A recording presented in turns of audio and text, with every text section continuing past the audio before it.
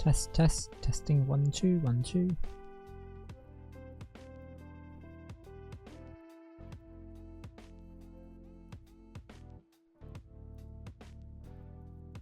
It's all sounding good, right? Volume levels are all okay.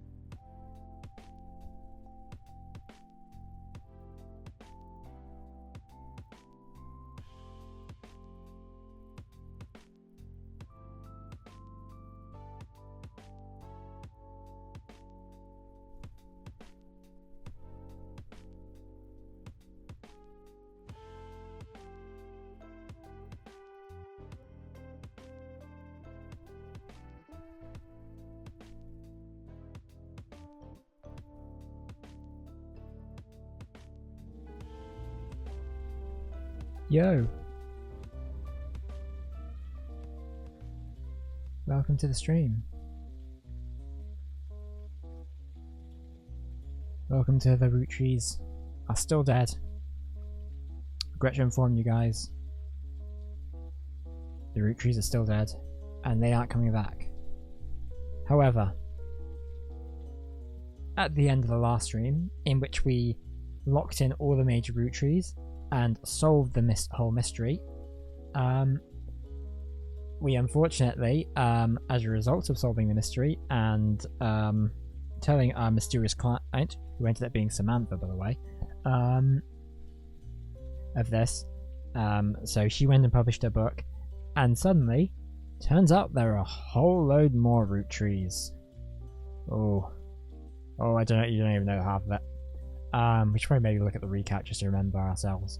So basically, it became apparent that several Rootrees had several affairs, and there are a lot more Rootrees who are trying to get some money off the family, because of the way the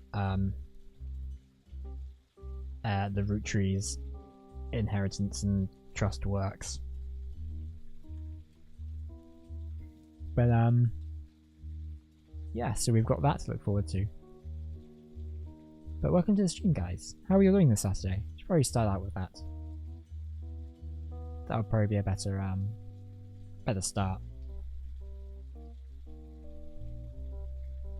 Anyway, you've all had a good week. I went to go see the new Paul Thomas Anderson film last night. Guys, it's so fucking good. Like, I think it might be my film of the year. Like, it's just a non-stop roller coaster that keeps going, and I recommend going to a packed cinema to see it, because it obviously is a much better experience. Apparently they're doing screenings in like VistaVision and IMAX, so if you're lucky enough to find a place that is doing those, I recommend seeing it there as well, because watching a film on film is always the best way to experience at the cinema. Is the best experience to see a film in, especially one that's been shot the way he shoots his films, because they look so visually incredible, because he shoots them all on film. And I don't know, I want to find out like how he gets them to look that way, because like I want everything to look like his movies. I think they're just like the best lit and best visually stunning like films. But yeah, so go see it with like a packed audience, and go see it on film, and like try going as blind as possible. I know it's like all three of those things are kind of a bit of a lot to ask in these days, but like you'll have such a good time if you do. Let's do all three, because I went to do it very blind. I mean, I'm a big PTA fan anyway, so like I kind of knew I was gonna be in for the ride, whatever it was gonna be. But like, yeah, it's got some real cool like twists and turns, and the dialogue is great, and it's an excellent like thriller. So that's one battle after another, and definitely highly recommend. Anyway, enough about my blathering on. Let's go. Should we go sort out some of these Rootrees? Let's go sort out some of these Rootrees.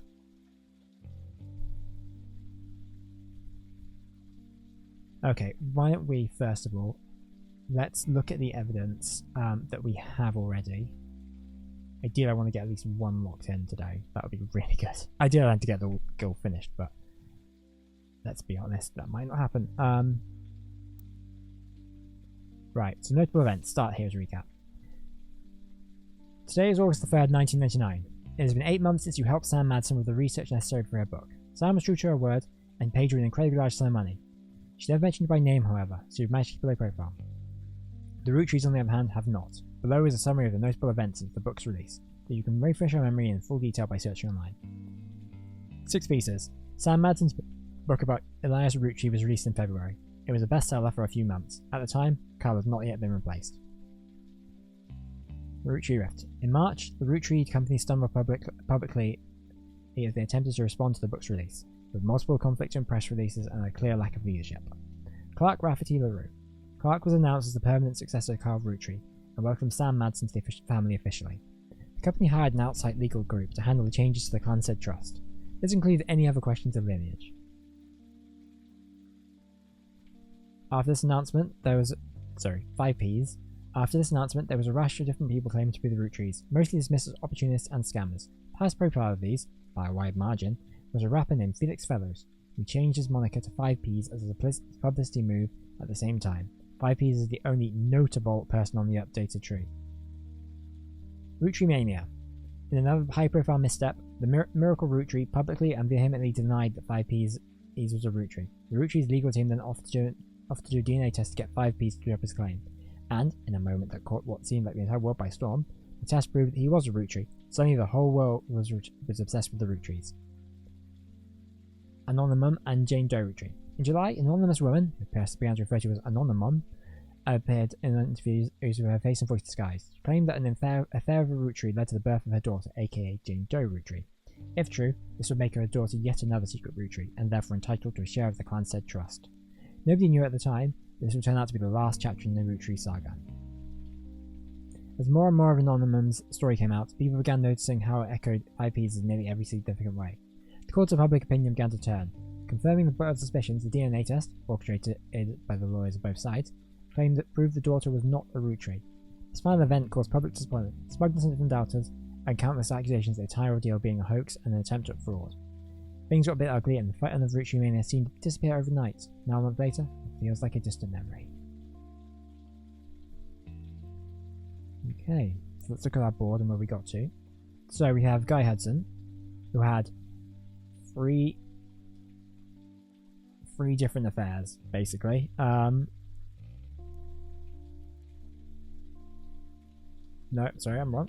4 different affairs that led to Felix Fellows. So we have Joanna.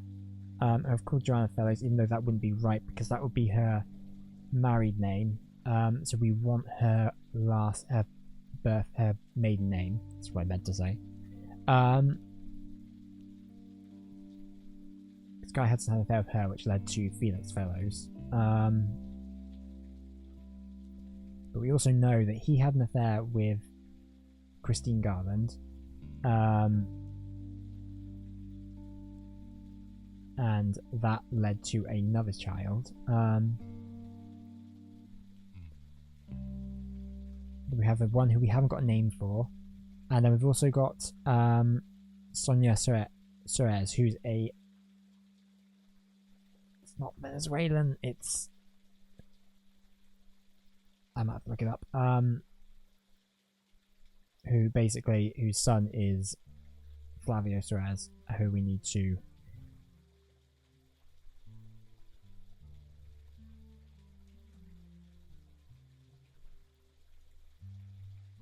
who I think is like the child who we kind of have locked in a little bit.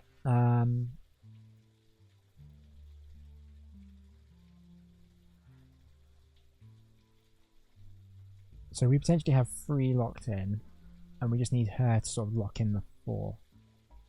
But also, we will need a picture of the Suarez. Suarez. I'm butchering names today all over the place. After a great start. So let's have a look back at our evidence.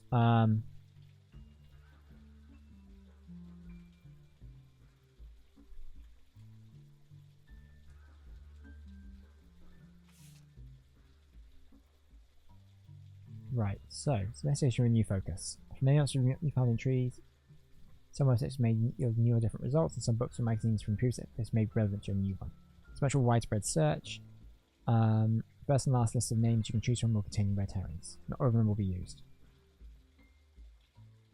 Those remind you of some of the most notable beats of the adventure style Roottree family. Okay, so we don't really need to go through this, though some of it is interesting.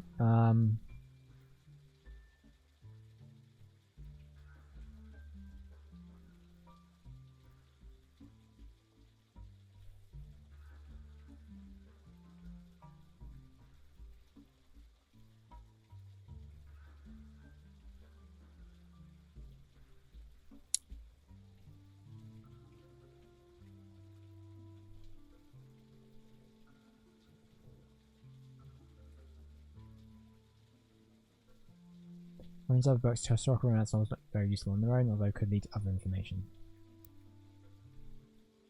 So,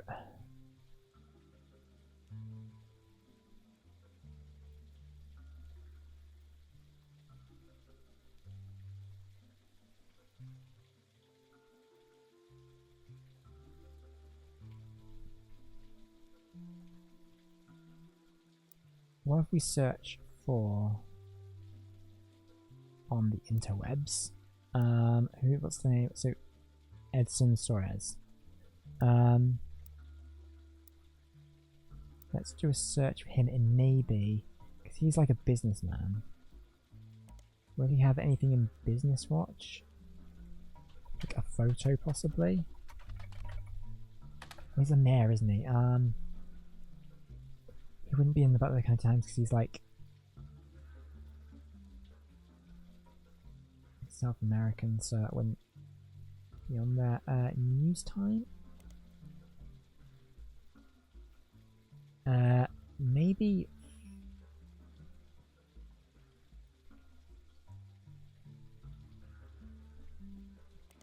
So I'm gonna have another look at his. Do you have any evidence about him?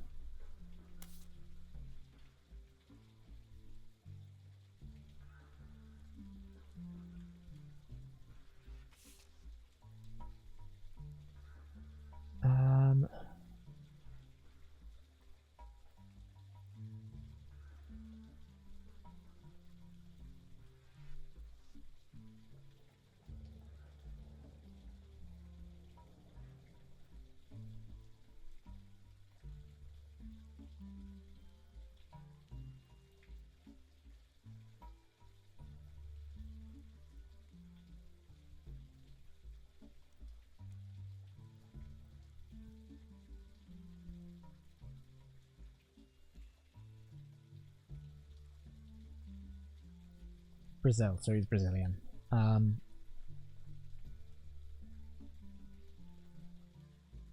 Okay, Sam speculates that Elias may have cheated on Gwyneth. Gwyneth was much kinder to Sam than Elias was, and was the first to invite Sam to family events. While she had no hard evidence, Sam always got the impression that Gwyneth was able to coerce Elias to allowing Sam back into the family, using some kind of leverage instead of it being a natural course of events.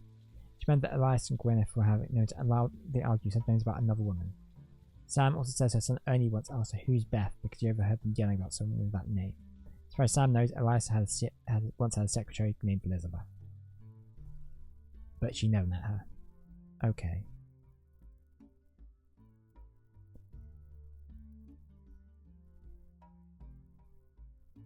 So we have another Elizabeth. So I'm assuming...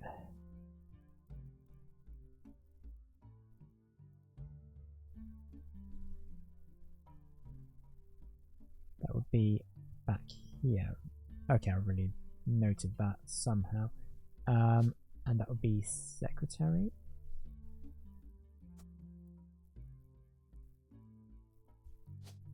Can we add that? No, we can't add it by the older photos.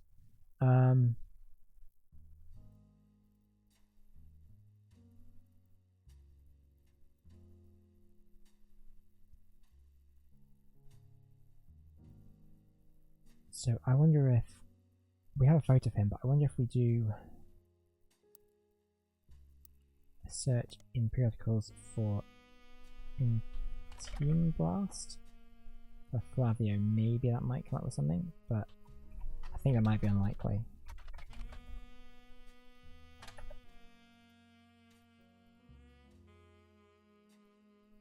Okay, Ashley York, a British model, appeared on the cover of Team Blast wearing a fur shawl a few months ago. His appearance doesn't lead to any useful information. Never a more recent appearance, Hex only mentions dating Flavio Suarez. In a Team Blast report, Team Blast reporter asked how they met. I was in Rio for a carnival and he was on one of the parade floats. I had no idea who he was, but I liked what I saw and I told my people to invite him to the party I was going to. I felt pretty stupid once I realised we were going to the party. Well, his mother's party. She runs a media empire down there called Transmissa Paulo. I feel like we've looked this up, but I'm gonna search that. Transmissa Paulo is a massive media group run and owned by a serious woman called Sonia Alves. We have a name.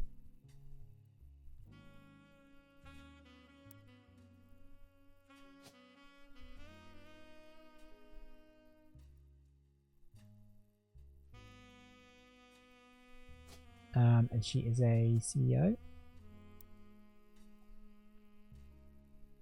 Seems that Sonia Alves is a common name in Brazil, so she was sort of named to Nia to stand out in the public's eye. According to the history page, it's focused on a company and vague unsearchable details. Nia received a significant inheritance in 1980, invested it in many different manufacturing businesses in her hometown of Brazil. At the same time, she had just begun to learn the ins and outs of running a television network. She continued to work in television until in 1988, when Brazil began its period of reform. She felt this was the perfect opportunity to launch her own media company using her investments and connections. Now her company owns television networks, magazines, newspapers and advertising firms. After doing some translating, the page about Nia lists her as unmarried. It does not go into any other relationship history. Searching for Nia online, you learn she stays out of the spotlight. She doesn't even appear in shareholder meetings, she sends a proxy. Okay, so it's going to be really tough.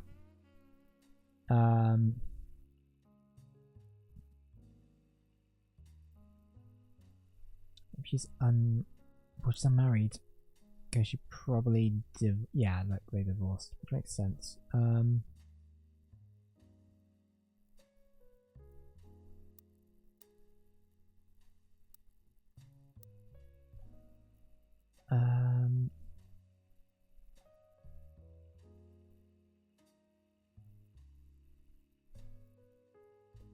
So I wonder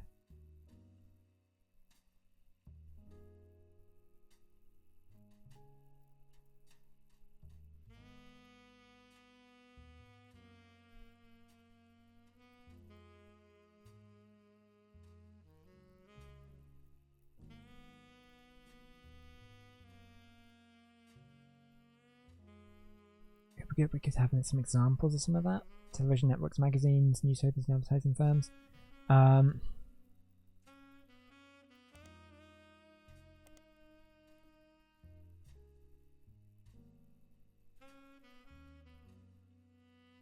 But she might be in Business Watch.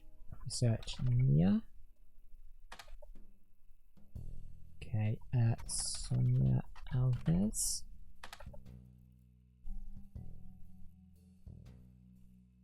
News time.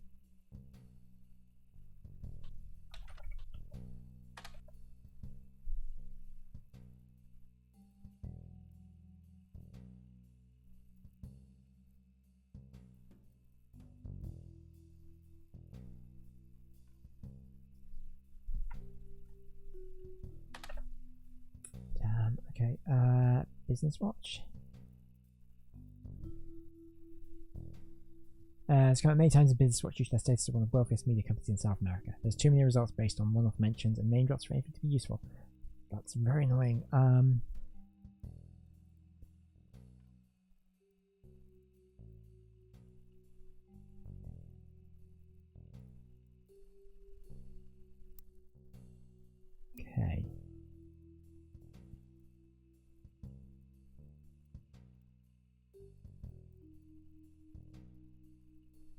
I look up Alves? Nope. I reckon if I search Sonia Alves, it's just going to come up with the same page.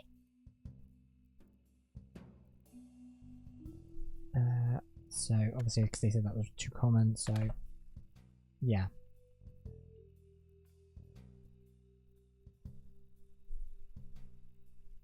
So I know we've searched him, we have a photo and everything, so that's fine.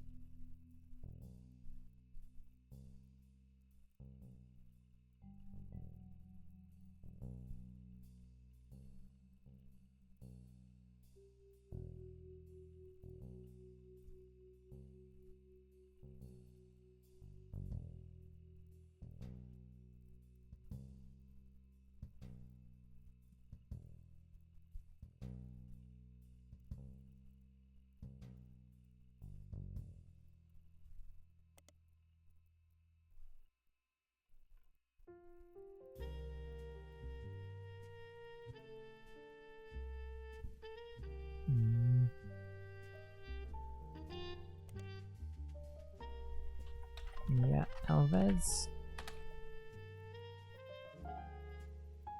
Okay, yeah, Alves owns many forms of beer in Brazil, and Gibraltar of Transmunicipalo. Business Watch has mentioned her by name a few times. The most relevant appearance seems to be an article about the struggles of American media companies to do business with their foreign counterparts due to a difference in laws. A few media groups and countries are discussed, including those in Africa and the Middle East. Transmunicipalo in Brazil is also discussed.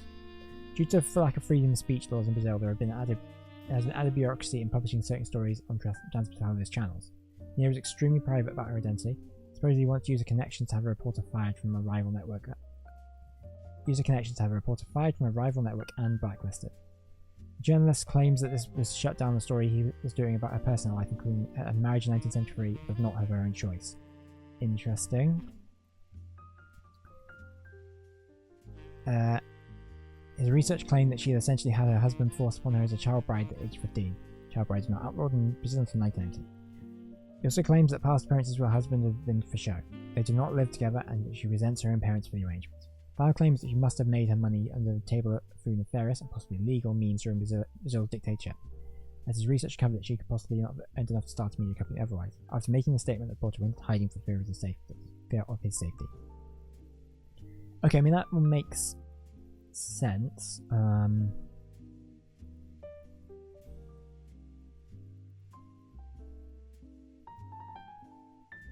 explain why she doesn't use her quote-unquote married name.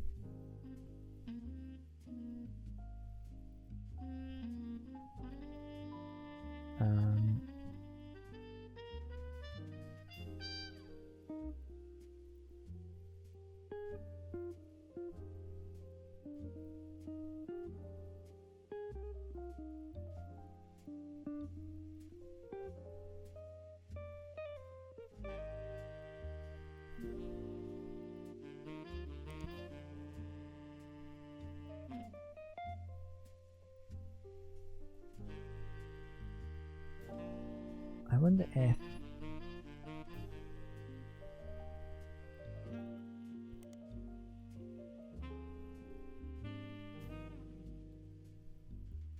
we still need a photo, that's the thing.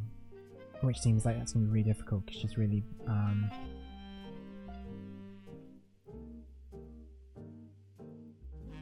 really private.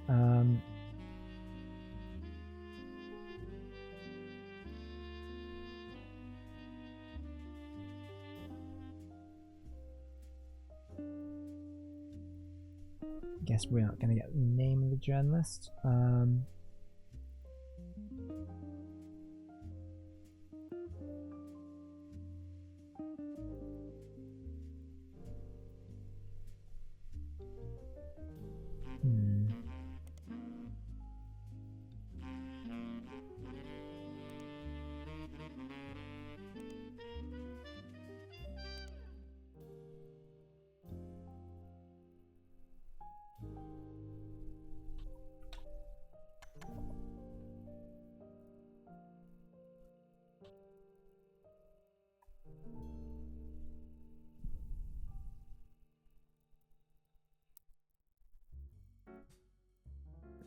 trying to think of where do we go from here.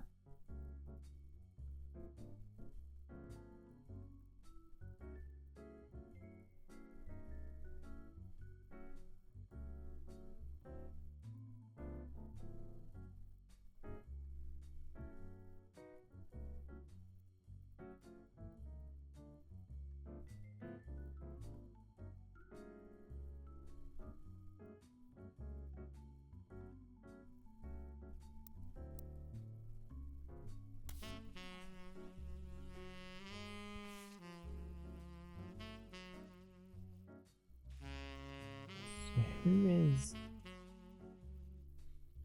Natasha anyone? Any of interest? No, very not. There's nothing there.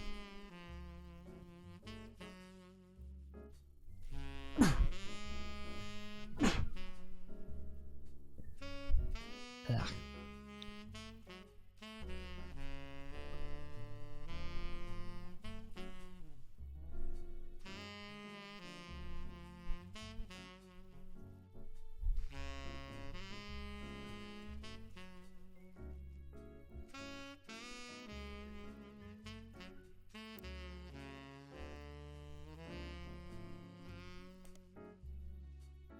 Once we search for Guy Hudson in the Business Watch.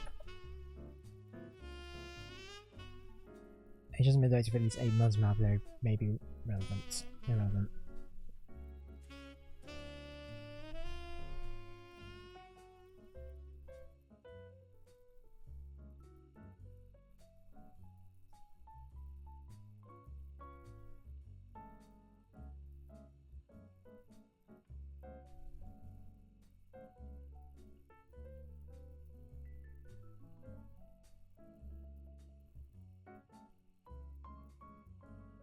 Interesting.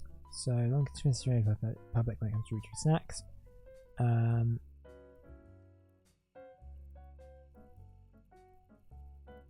Yeah, it's.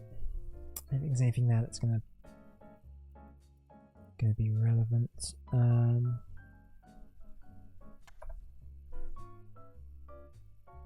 What if we do Edson Suarez? Damn.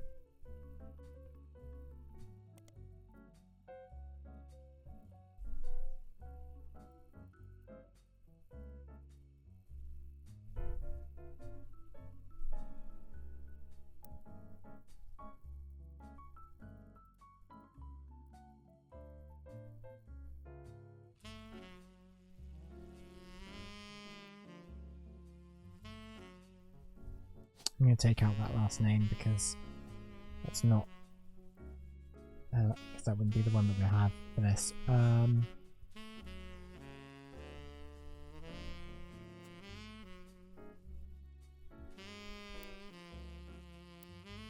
It's a shame we don't have like employee logs for her that we could find like her name from.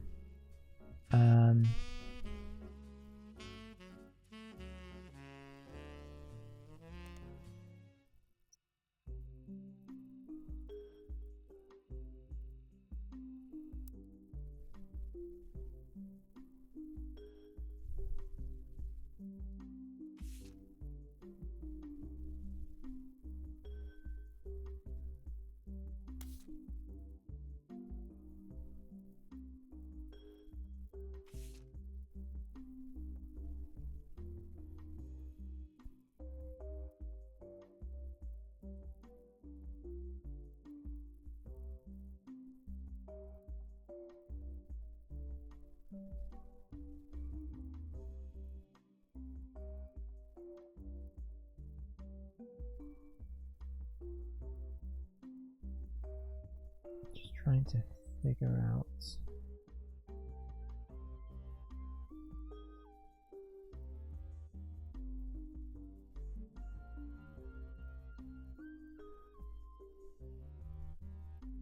What if they're a big media company?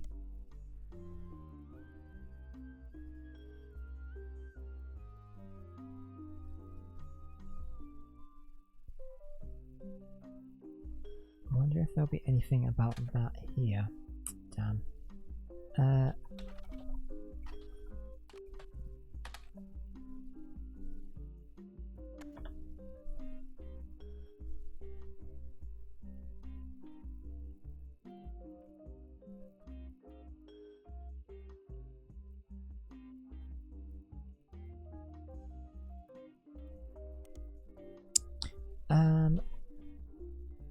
I wonder if Ashley York would have any relevance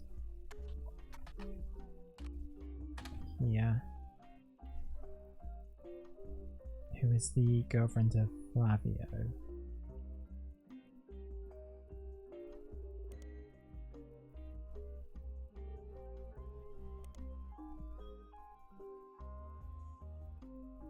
Okay, I was definitely spelling it wrong.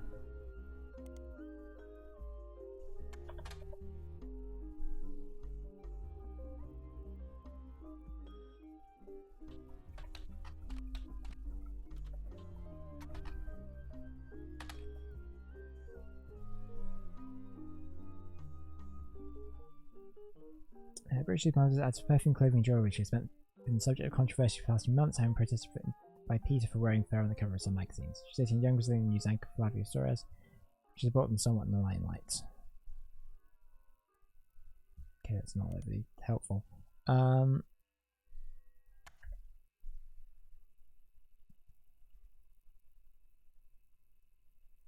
was nothing about...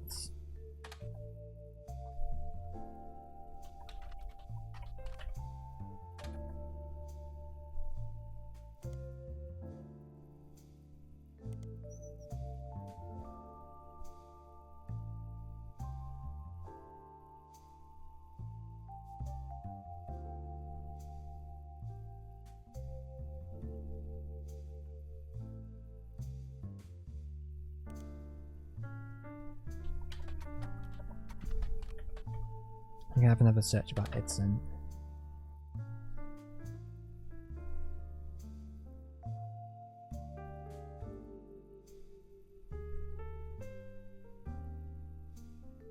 I know we've searched Alvalagos before. Ah, right, so we've got a television station here.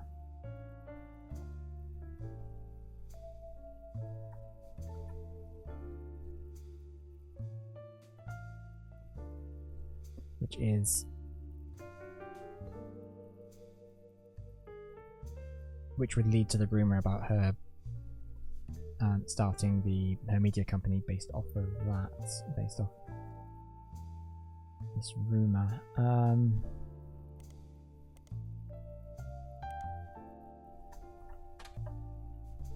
Former television station in Brazil came into being in 1970. A vacuum was created due to the removal of a different network at the hands of Brazilian military leadership. The resources online don't have much to go on about who ran it and when, but maybe I doubt it. But yeah, it's annoying. It's another dead end.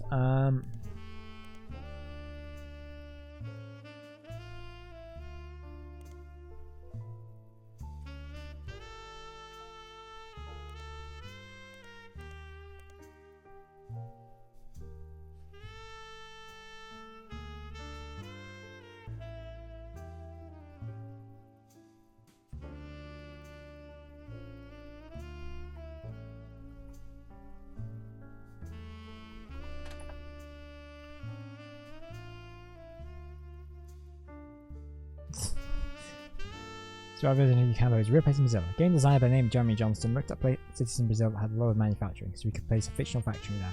Don't want to offend any Brazilians with the tale he was writing that involved corruption and politics, so the small town he made up where the factory was located was invaded by mixing two other regions, Interlagos and Alvarenga. Thanks, game. Thanks for your meta commentary. Very helpful in solving the case.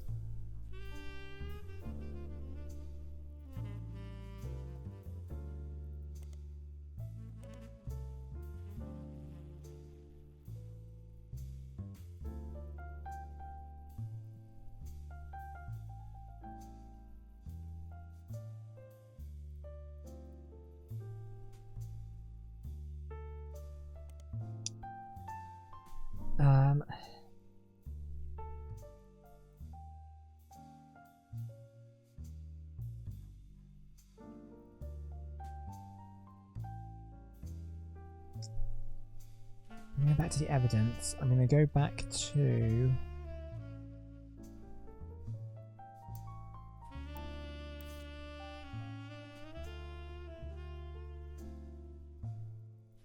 the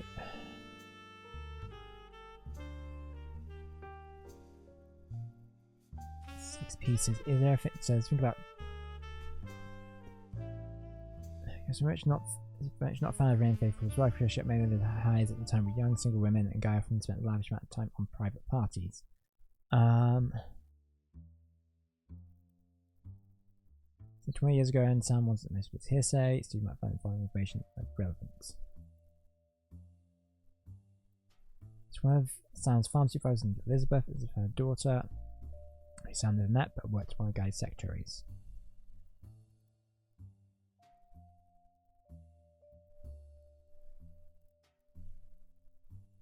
According to Elizabeth, a caterer from a local restaurant called Antonella's met her daughter at one of the parties, and they eloped quickly due to pregnancy. Elizabeth wasn't aware that the party was for swingers. Rumor had it that her daughter shared with a guy and didn't seem comfortable on switching partners. I wonder.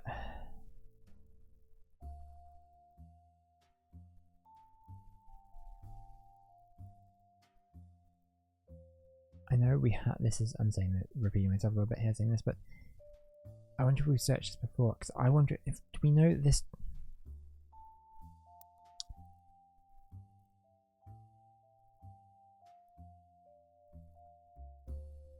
Because that's what I've got for here, that one, the Antonella's connection is here. Because I was wondering maybe I got that wrong and that's actually supposed to be Joanna. And so I think I need to have another look at it.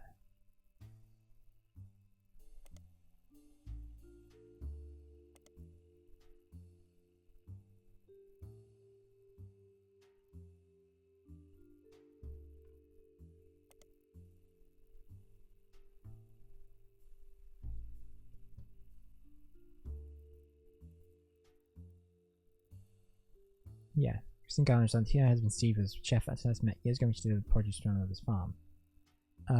Steve used to work extra hours just to be there during her deliveries. And they grew apart when the restaurant switched suppliers. They were reconnected by chance and at the end of last year.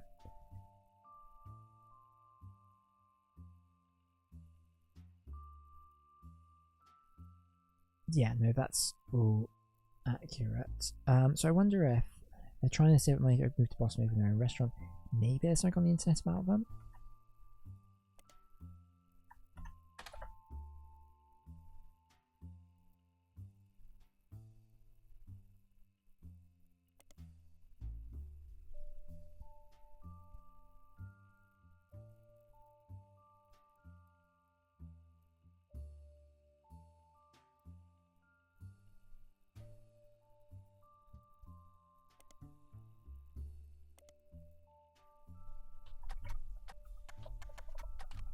If I recall, this was too vague.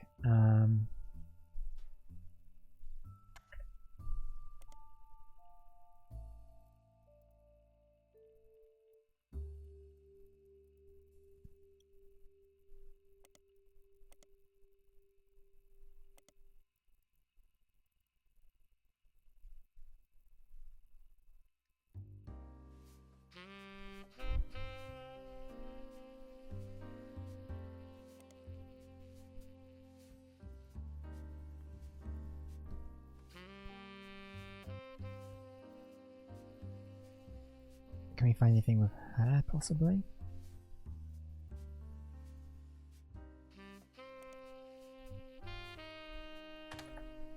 No.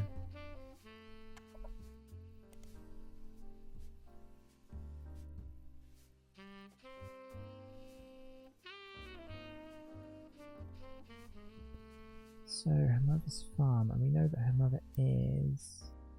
I don't know, is Elizabeth Garland, isn't it?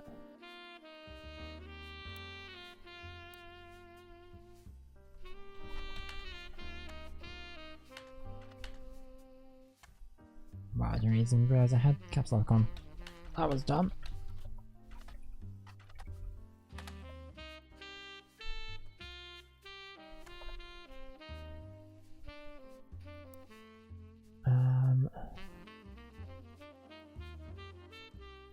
if it's last... Hang on. If it's last occupation, then she wouldn't be a secretary, she would be a chef?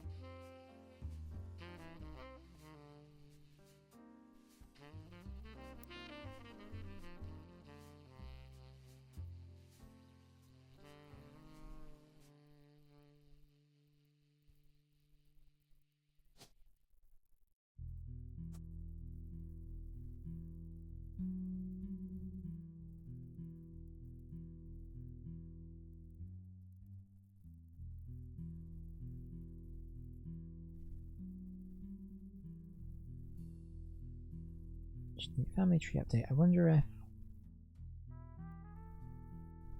this is something we could be able to do. It's from 1998.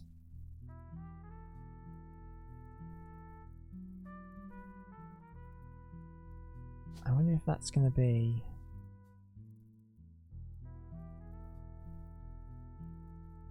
Because Stephanie was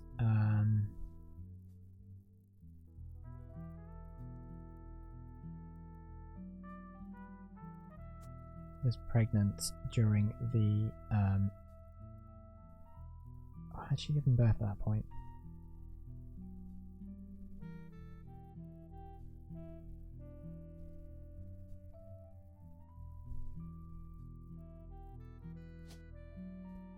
And that was Brian. Might be worth us doing a quick search of them, actually.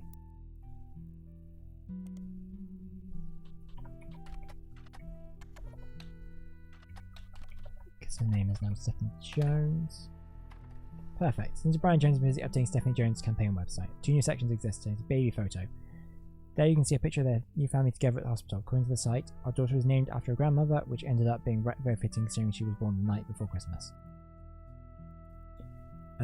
Second is what's next. There's not much substance to have right now, but lists some small accomplishments and finishes with the recent rise in popularity and controversy surrounding my extended family. There has been some extra attention on me.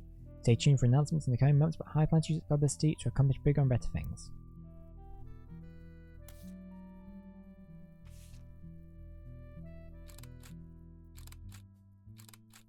Brian Jones posted this photo of his family together in the hospital, followed by the birth of their newborn girl. His new daughter is wearing an adorable little Santa hat, and his wife Stephanie is giving her a signature thumbs up from the campaign literature.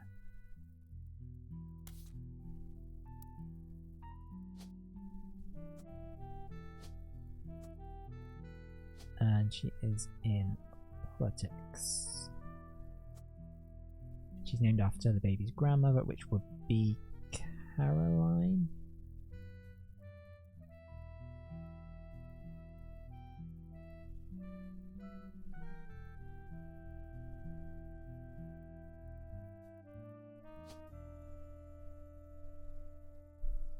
And her last name would be Jones.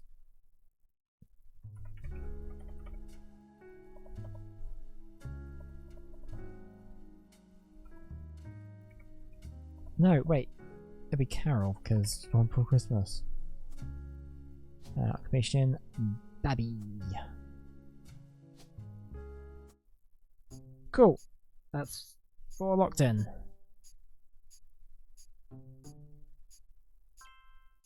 How many of them are actually helpful?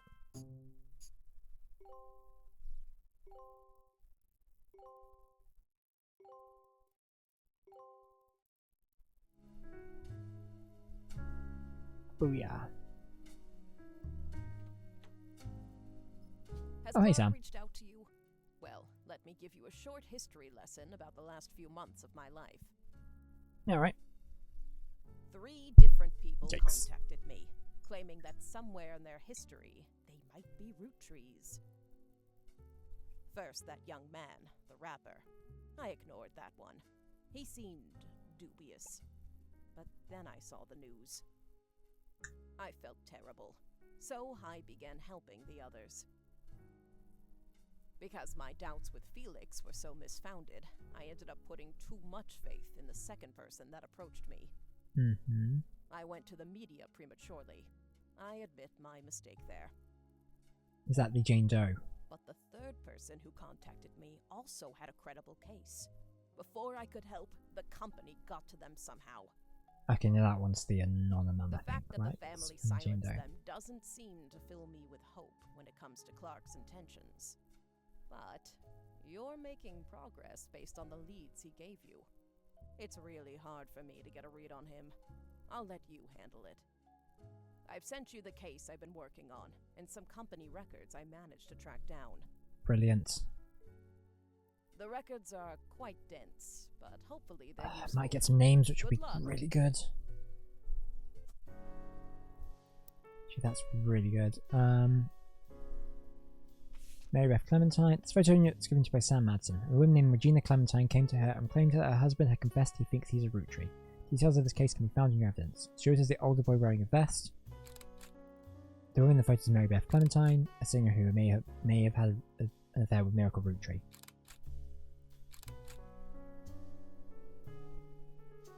Okay.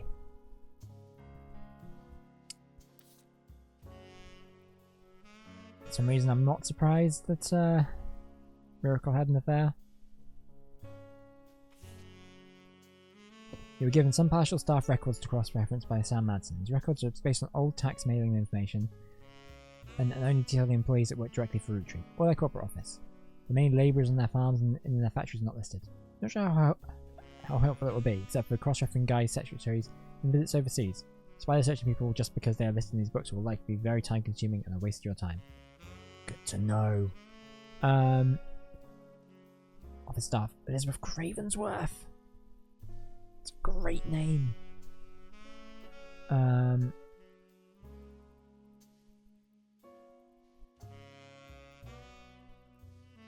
see Roottree, Fred Cross, Abbott Cross, Dr.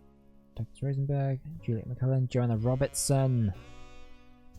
We have a name.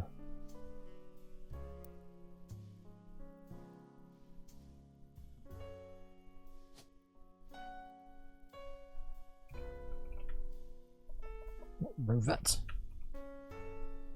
Not Joanna Rovert.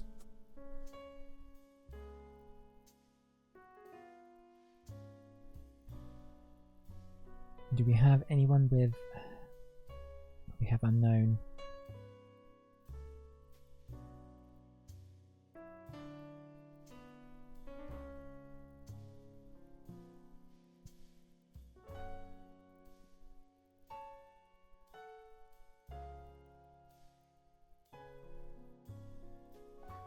Right, so we've got that down at least. Manufacturing, Samantha Madsen, John Miller, Stephen Farrow, Thomas Green, Greg Gleason, Chip Todds, and Hamilton, blah blah. Elizabeth Farrow.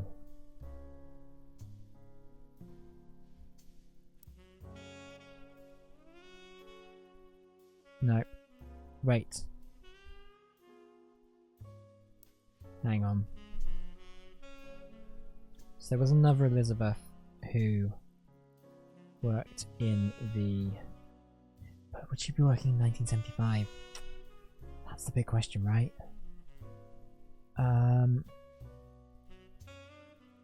She's suspected of having it there with Elias. But then it was in enough that Ernie knew as a reference. Let me double check that one.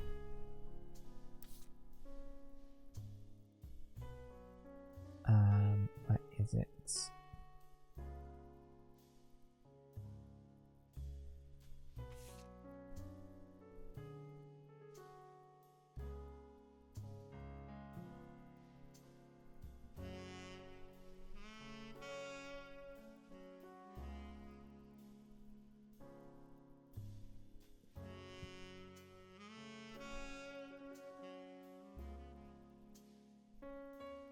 Yeah. Okay, different Elizabeth than the supervisor from the farm. Okay.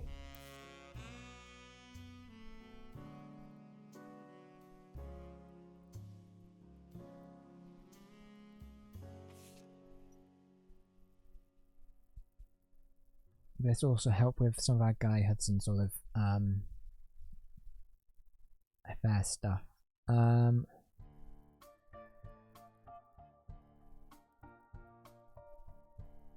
Okay, product management.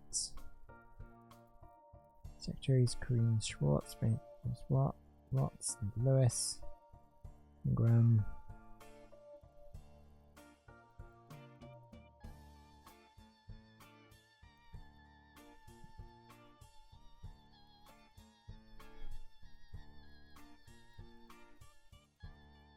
Emily Seinfeld is no longer employed, but Emily Barnes is now listed. I wonder if she got married.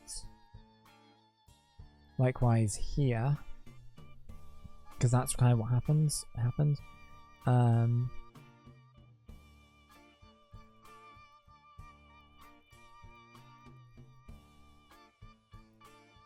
You're expensive. New Year's Eve ball, 4th of July spectacular, Christmas tree bash.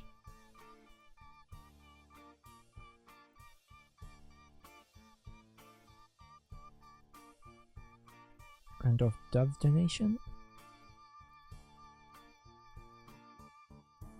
If that's something that's worth searching.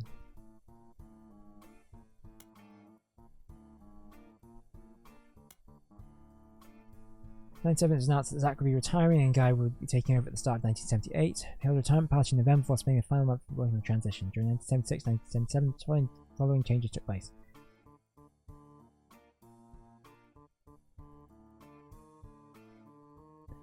We had to replace Ennis Madsen Jr. as special management.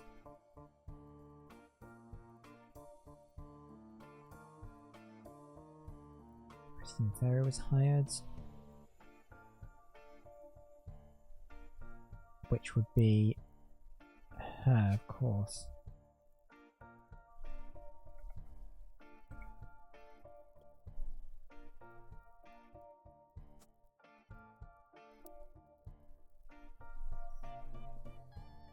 Joanna Robinson is only listed among the secretaries, but Joanna Fellows has been added to the list. Joanna Fellows and Beth Knox have been employed. Kristen Garland has been hired.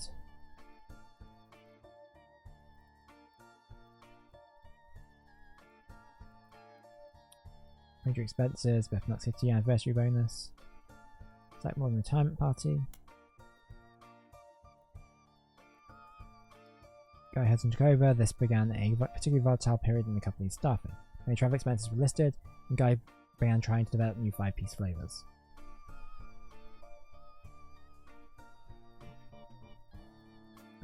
The Roottree, Elizabeth Cravensworth and Lloyd Carpenter are no longer employed by Roottrees. Rafa Tunes is now listed as office staff. Interesting. Albert Cross and Fred Cross are no longer employed. Kristen Garland is no longer for Roottree. Beatrice Watts and Corinne Schwartz were hired. Juliette McCullough and Doris Mason are no longer employed. Lisa Lewis and Valerie Ewing were hired.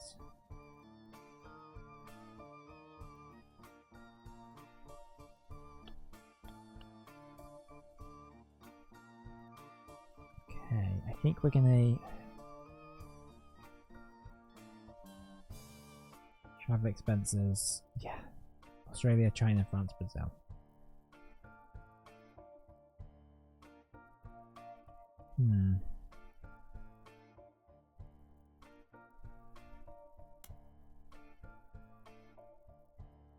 Volatility continued, many new employees didn't tend to stick around very long.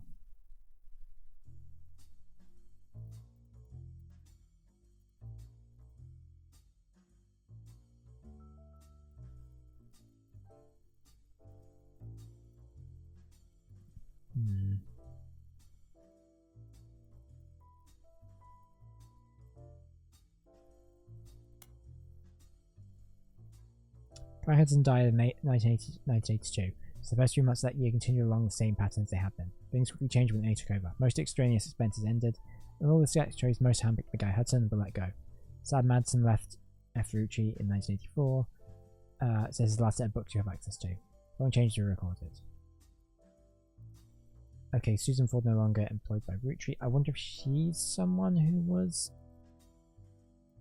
had a affair. But also we have Angela Ingram, Linda Lewis, and Catherine Garrett, no longer employed by Roottrees.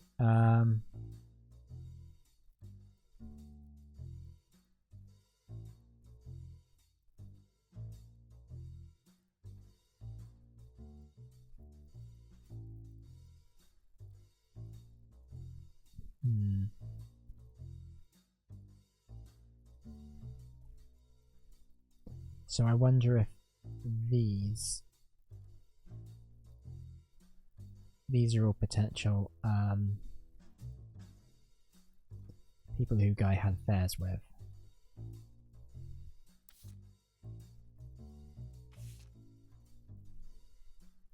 Which I should probably maybe make a note of that.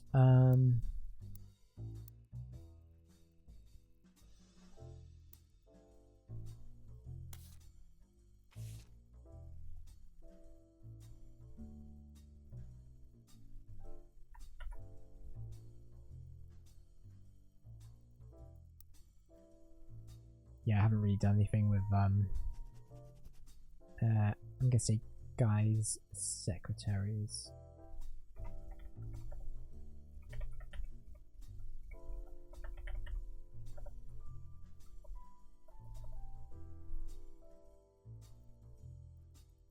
So Angela Ingram, Linda Lewis, Catherine Garrett.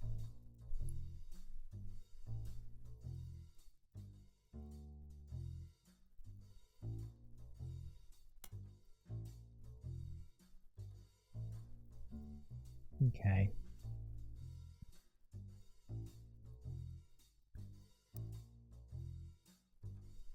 There's a lot of them, I'll give them that.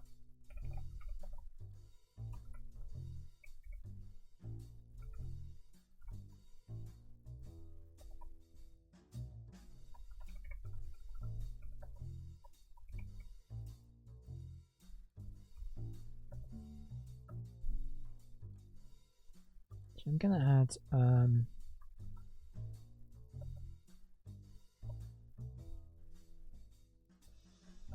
can add dates of hiring, so 80 to 82.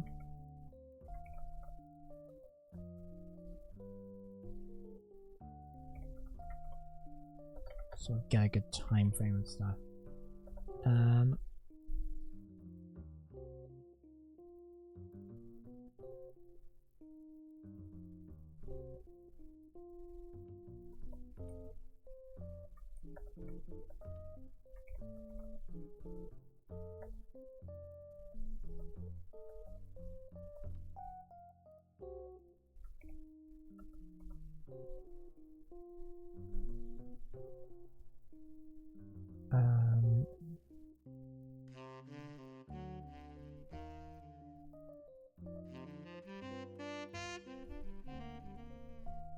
Got her.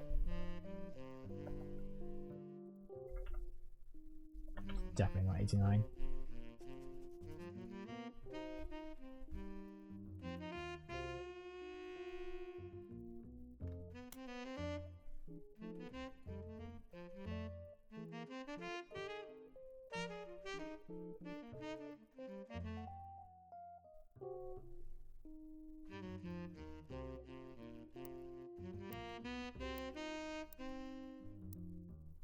Have I pressed the right thing?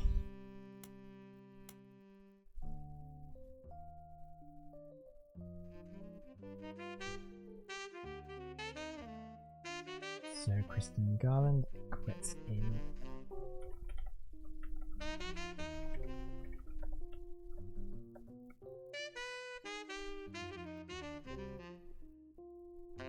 Eight.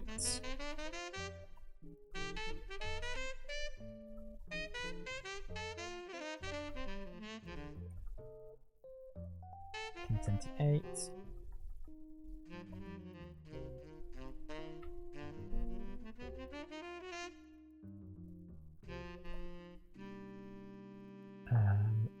Beatrice Watts, it's also 1978.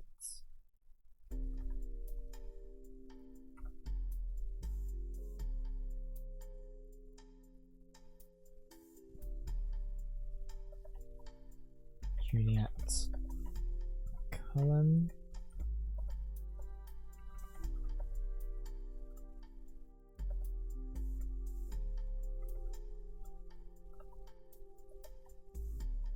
Doris Mays.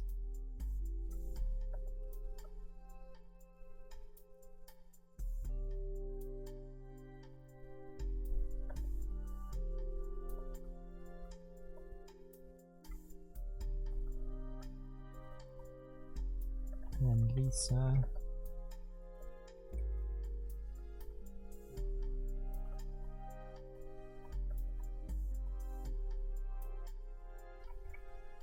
I mean, I've said Guy secretaries, but these are all company ones. So some of these might be Guys, some of these might not be.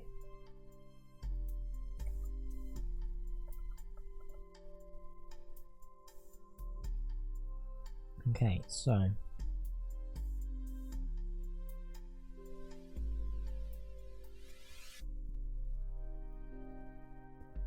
we know that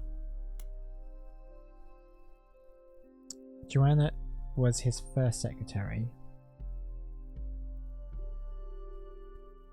and she leaves in 1977.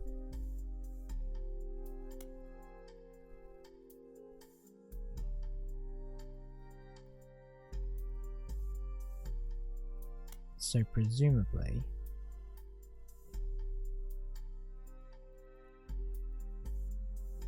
so he goes on to have an affair with Christine Garland, and then Christine Garland leaves in 78. So it could be Beatrice or Corinne.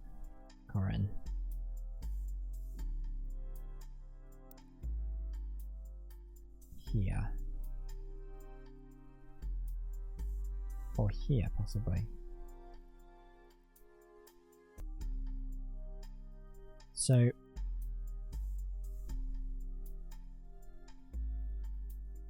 it's Beatrice Corinne. So from the evidence, they never married.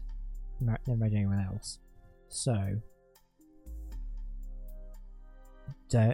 we need to check if Beatrice's name changes. Okay, they both leave at the same time, around the same time. That's not helpful. So it could still be either one of those.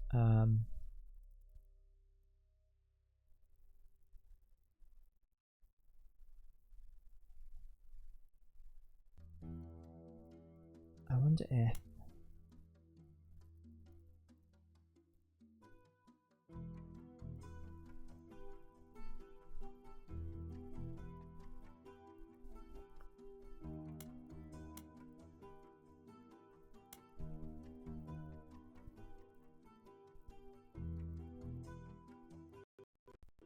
I kind of have both of them, to be fair.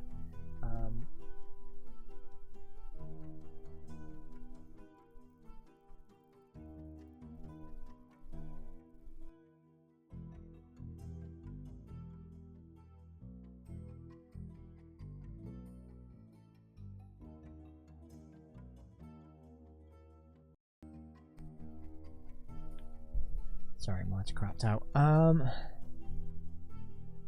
So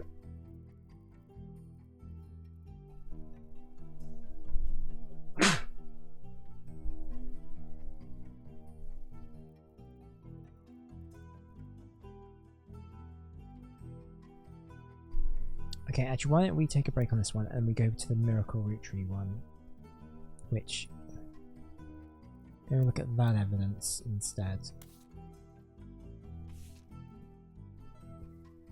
This is all the information I have about Regina Clementine, the Salazar, from New Orleans, and some raised down that her husband Stuart Clementine. She wrote me about a month ago. Apparently the Roottree lawyers went after her since then. By the time I received the letter and called her, she told me she couldn't cooperate anymore. Her husband, who was a police officer and never knew his father, told me he thought he might be a Roottree, but he's estranged from his family and didn't want to pursue it because he had no proof. She wrote to me behind his back. Normally I wouldn't be sure, but she had some credible facts. Some of it I've been able to confirm. Stuart's mother is named Mary Beth Clementine. She was pretty well known in the 30s and 50s, a singer who went on tour to all the churches. You can look her up online, and she was a pretty big proponent of adoption. In fact, she came to Butler County a few times. I remember her from when I was younger. Regina said that Stuart told her that she always seemed to spend a lot of time with the Miracle Church. She sent me a photo to prove who she says she is. I've attached this email. Please consider saving a tree and not printing this email. So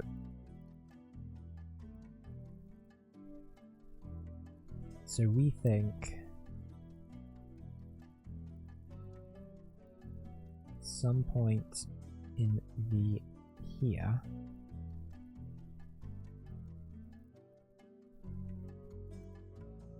Yeah, it would have to be this one, right?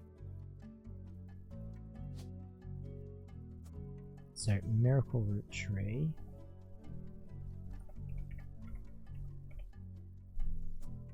What did we say his job was? Probably a pastor, right? Preacher. Yeah.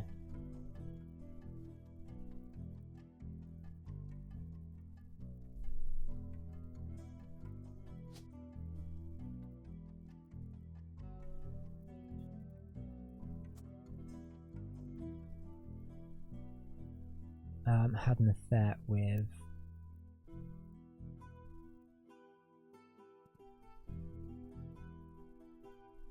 its mother is named Mary Beth Clementine.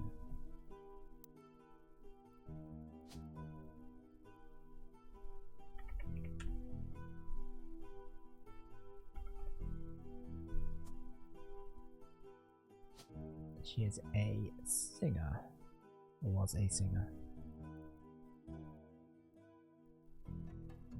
Musician.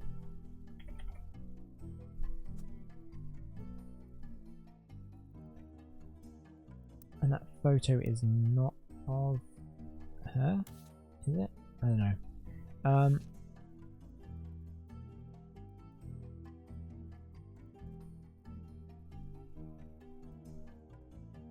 Yes, it is, right.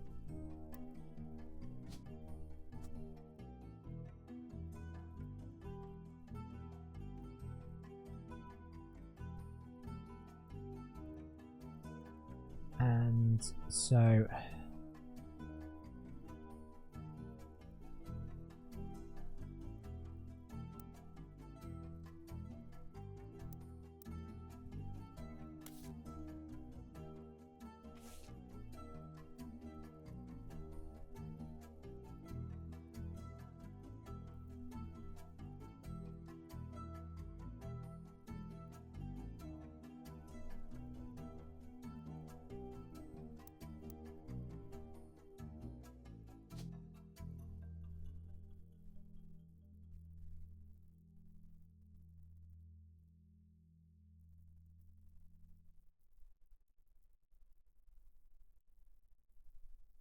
and then Stuart's.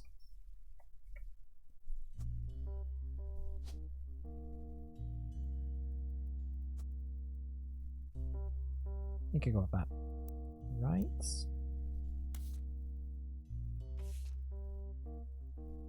Okay, no, it's not. It's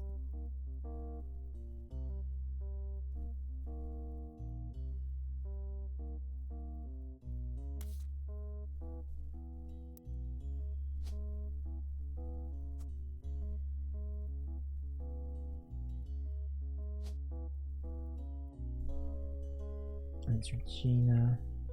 Nope, that'll be the Clementine. Nope. It's her last name, her maiden name is Salazar.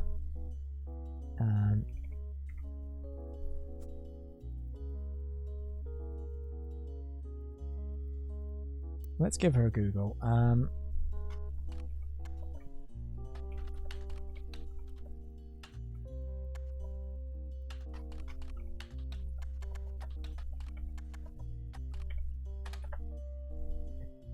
Mary of Clementine was a singer most popular in the years between 1942 and 1959.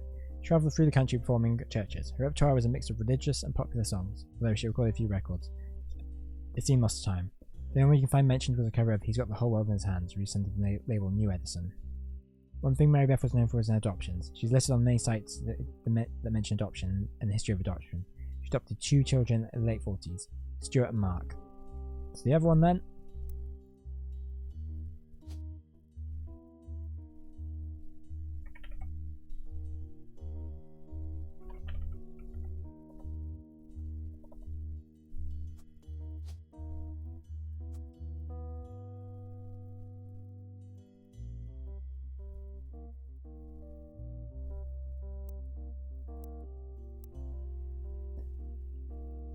She also spoke as an advocate for the benefits of adoption in front of the US Congress in 1949.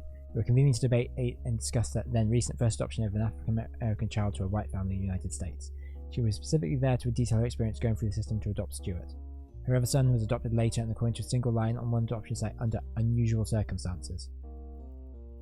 In 1959, it surfaced that Mary Beth had been divorced twice, both times to her manager Sterling. This ended her career with the religious audience she had been catering to. While she performed occasionally since then, she mostly faded into obscurity. Mary Beth passed away in 1984 at the age of 76 of a stroke. Okay, so Sterling was her ex-husband. I don't know if that's her first name or her last name. It's her first name at the very least.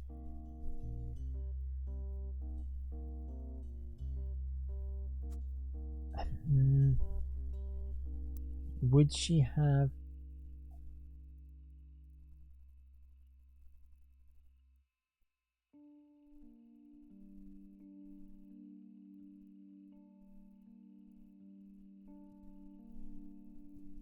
Spooky, would she have changed her name to Clementine?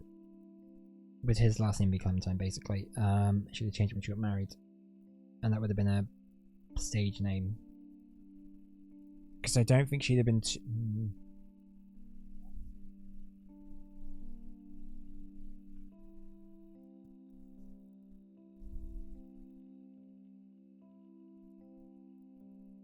Also,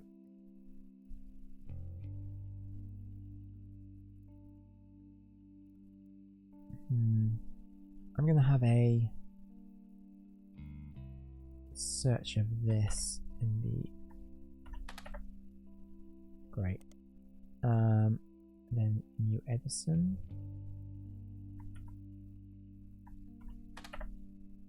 New Edison was a small record label based in Los Angeles that existed for a few years in the 1940s. It raced to release cover records of songs gaining in popularity. According to a website about history of recorded sound, it was named after its founder Sterling Edison. There you go, that makes sense.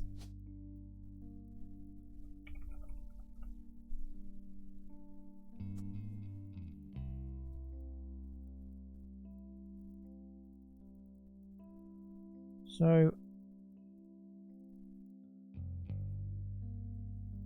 oh yeah, that would be him. That's Sterling Edison. Of course it is. It's like, that makes sense.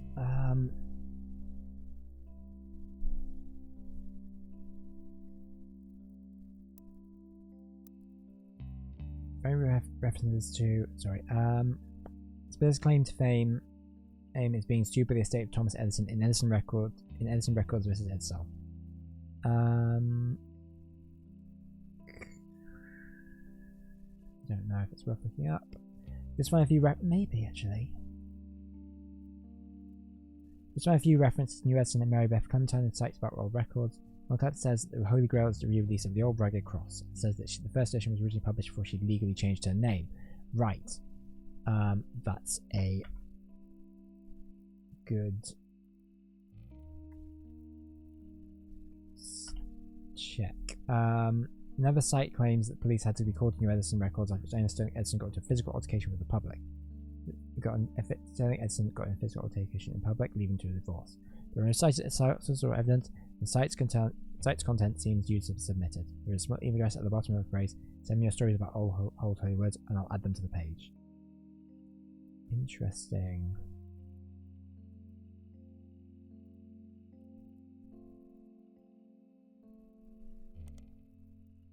Copy notes cover many artists. You won't find your own information about it online.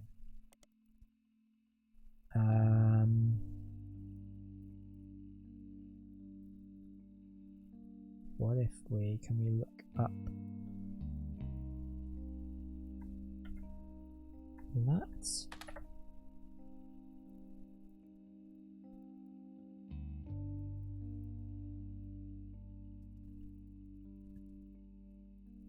Edison Records was one of the first record labels named after Thomas Edison. History of the company seems very important, except for one potentially lawsuit they filed. Blah, blah, blah. Record producer who called himself Edison was immediately outed as not actually being called Edison. Edsel was a German last name. At the time of founding the company, the US was at war with Germany. The company's founder immediately settled to try to get the case to go away, but damage was done. Okay.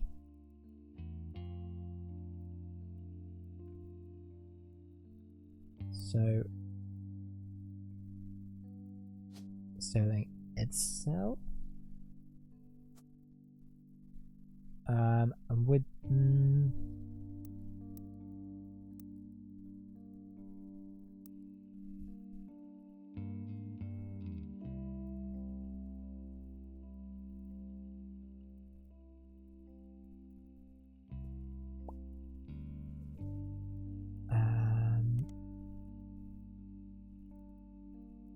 I'm going to have a search for Mary Beth Clementine about the County Times, because apparently she performed there a few times.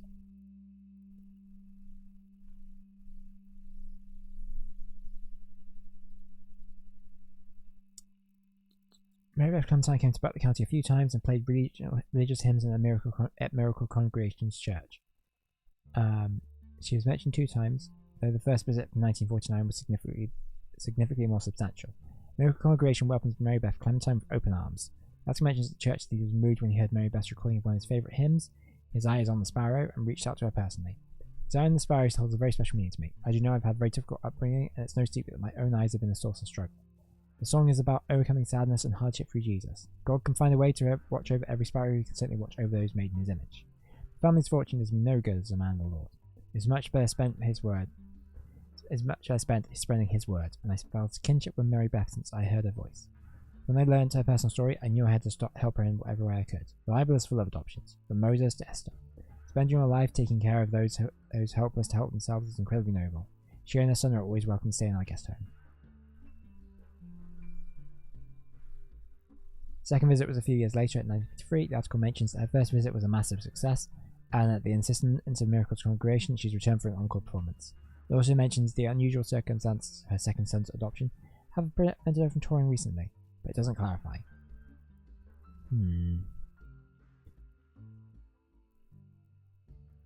Interesting.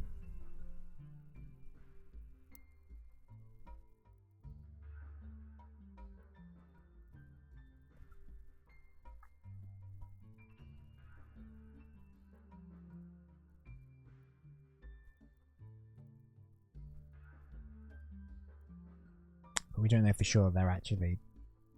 I mean, he possibly could be. It could be a Roottree.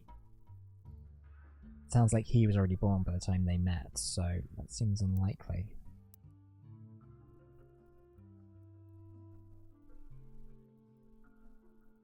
Christ, this is huge.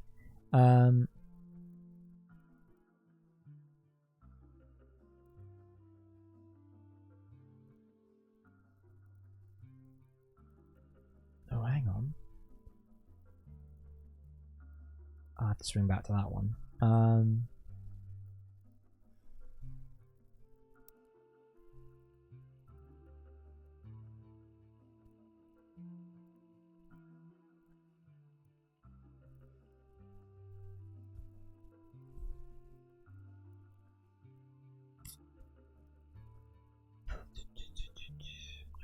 think, is there anything that, like... There's definitely something that's gonna... Do I want... It's just gonna be a... If there's gonna be anything about this, it's gonna be the... This is a popular hymn. Statements covered over the years, like not relevant. The premise is that the singer realizes they should not feel discouraged or disparaged by their own troubles, as God is watching over every creature. God can watch over and love something as small as a sparrow, and the singer knows that God is also there to watch over them. Boring.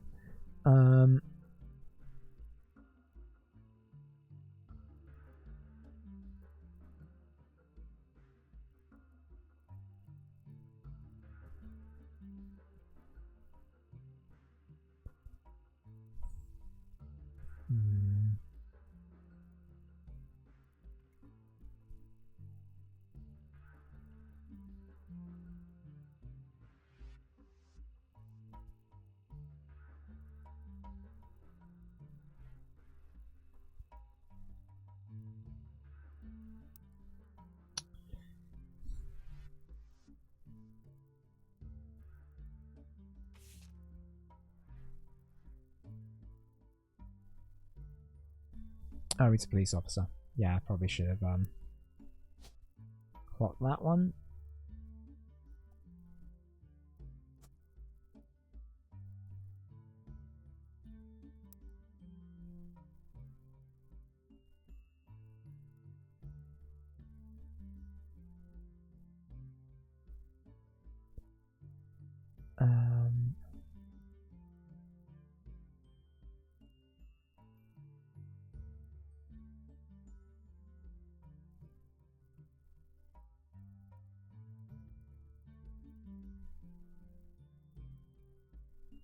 I wonder if Mark Clementine has anything. There's anything on that guy. Interesting. Crocodile Clementine is listed on a website titled The Infamy List. It is a massive list of criminals who are known for odd crimes. Though Mark's nickname would imply he hails from Florida, a lot of others from the list come from there, or Australia, Mark's listed as being from Los Angeles. He has a pretty big entry. It seems like a real piece of work. There is a small note about him being the basket baby of 1950. Almost everything else comes from his adulthood. He lost his job in 1975 as a pilot. Let's note that one. Rude, I was in the middle of reading a thing, but sure.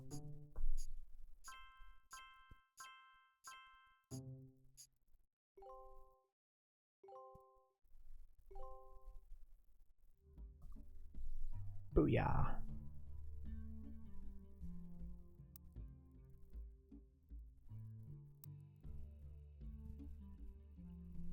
His job as a pilot in a regional airline after he tried to board the wrong airline's plane. He was drunk. He was charged with trespassing and assault. In 1982, he was arrested for transporting smuggled animals over the Canadian and Mexican borders with an illegal reptile supplier in Los Angeles. He was apparently quite successful for the first 4 years, but was caught when he had to make an emergency landing in Portland after he was bitten on the foot by a crocodile, hence the nickname. Apparently, the Portland Telegraph was credited as having given him this nickname. His mugshot from his incident has been added to your photos. In 1993, he was released on parole, but his freedom didn't last long. He was arrested in 1994 in San Diego for violating an attempt to visit his daughter's graduation. He famously punched the principal, a man named Billy Sims. This incident received national press.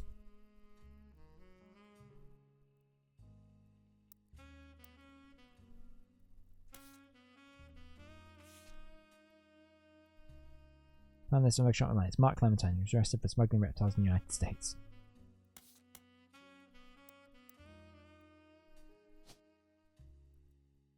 Oh yeah, we have to take the actual photo of it. That makes sense.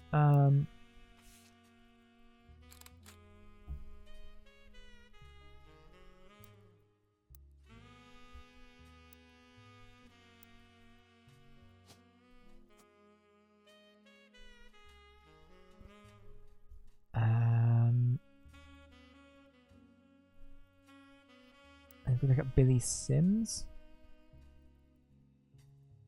although probably William Sims, but Billy Sims is the principal of Sandstone Canyons High School who had his 50 minutes of fame in 1994 when he was punched by a crocodile Clementine at a graduation ceremony. Pretty much every news organisation which was trustworthy to tabloids seemed to have their own take on the altercation. wasn't the punch to capture the nation's attention. It was Billy Sims' matter-of-fact response to the threat and his comments afterwards. As heard in the now famous audio clip from someone who was recording the ceremony. Billy saw Mark hop onto his graduation stage and said, "Sir, you'll have to want to sit down, we'll have a problem." At that point, Crocodile reportedly sucker punched him in the face. Billy, apparently only slightly dazed, said, "Alright, sir, guess we'll have a problem." Clementine tried to throw another punch, but Sims anticipated and performed a maneuver that expected to describe as a wrestling move mixed with a backward somersault, which immediately brought both men to the floor with Sims straddling Clementine, keeping her neutralized. As security arrived, the recording captured someone asking, "How'd you do that?" And Sims' response was famously, "Trust me, I'm as surprised as anyone else." That's very funny. I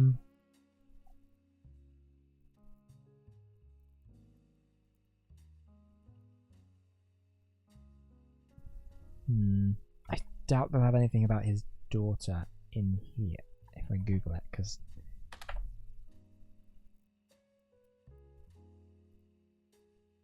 that'd be weird. But it was worth a shot just in case. We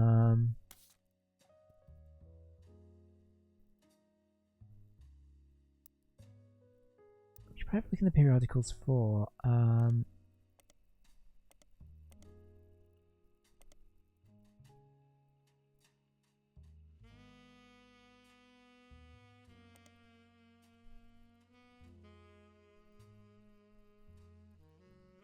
the old rugged cross.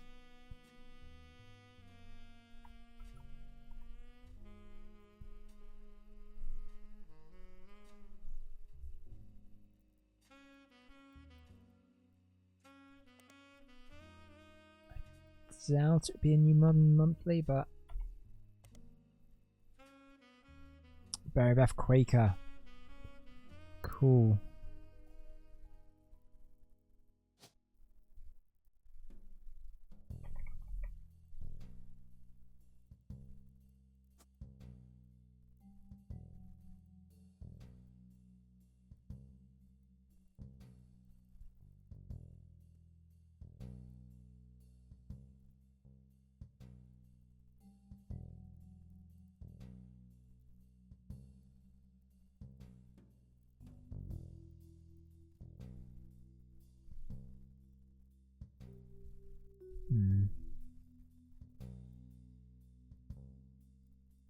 So why don't we have a look when we come back to this, and let's have a look at this Elias's supposed there was someone called Beth who worked for him.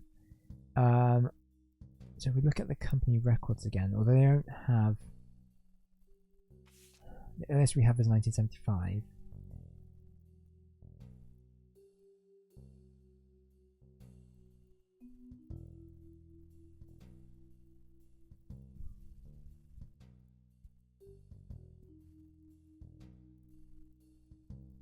So Elizabeth Cravensworth could be. Oh, Beth, isn't she one of? I feel like she's like somewhere in here.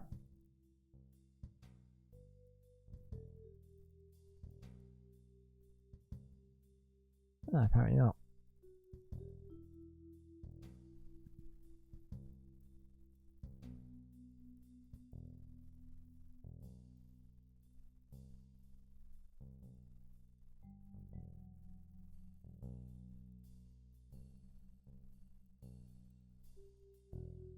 Sorry, I just got distracted by that photo. What the heck is going on there? This type, this. Oh, okay. I don't think we have found that photo in the game when we did this.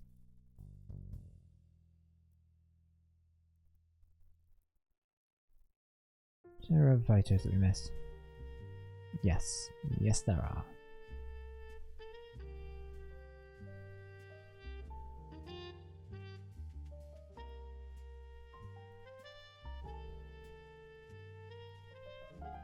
Anyway.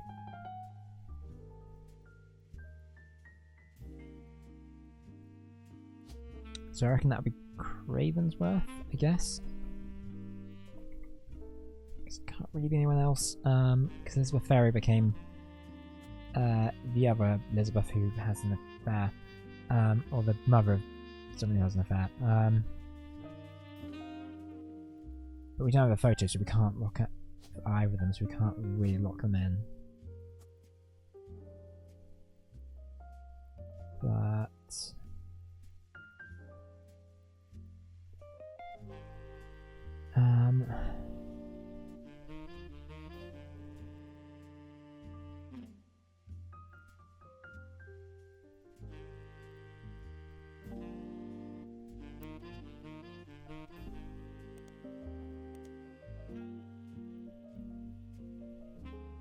hang on.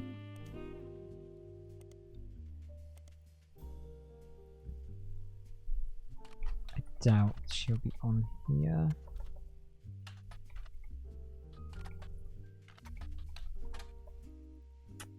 Figured not. What was that?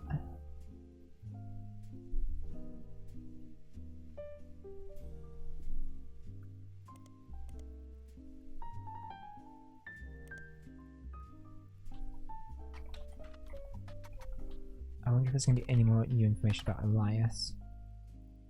Not really celebrities, but general public's perception of his classic face associated with Roottree candy company is always in somewhat high regards. His Elias' intentions are family and family brand.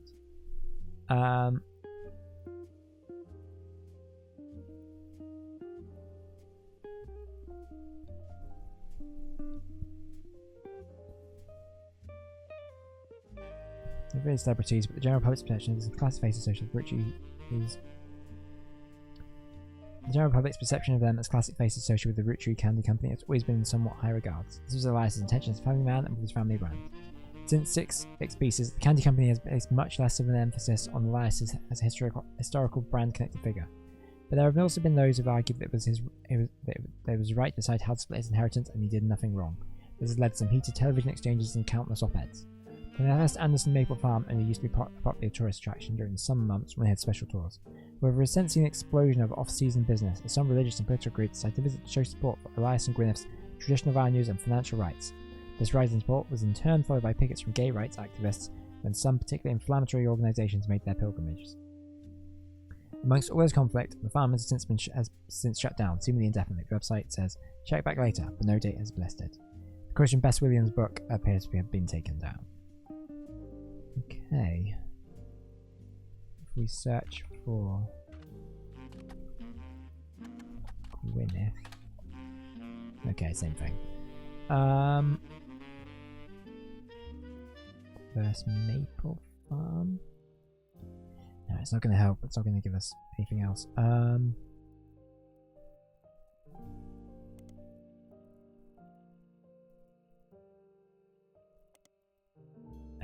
If I do Bess Williams, and then Elias Roottree.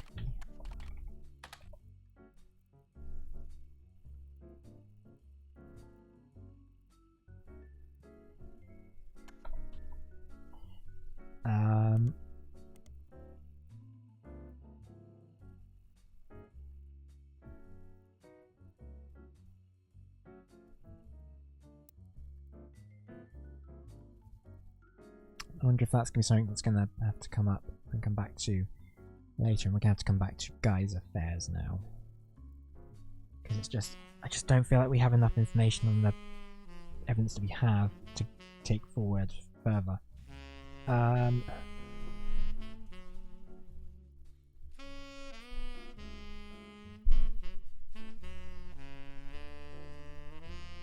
So we kind of have...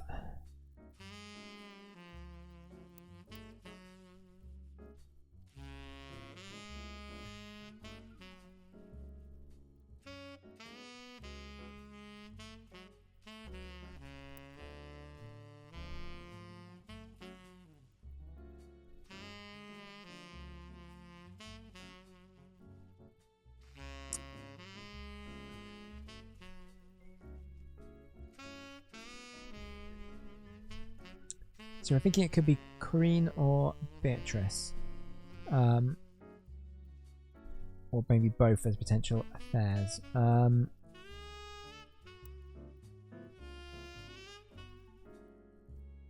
also, I want to do a couple of searches on some of these expenses, not this one.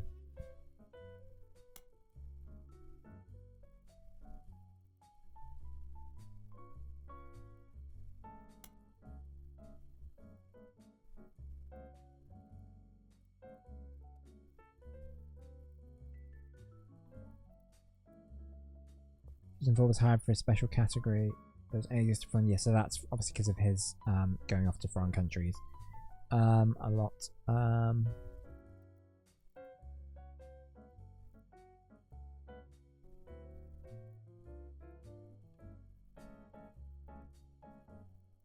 if he's going off to foreign countries and having this affair with Nia,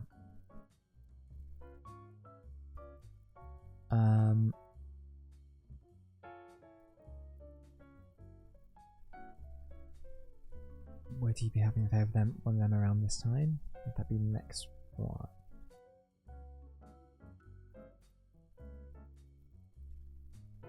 Anyway, I also want to... There was a thing on the expenses I wanted to take a look at.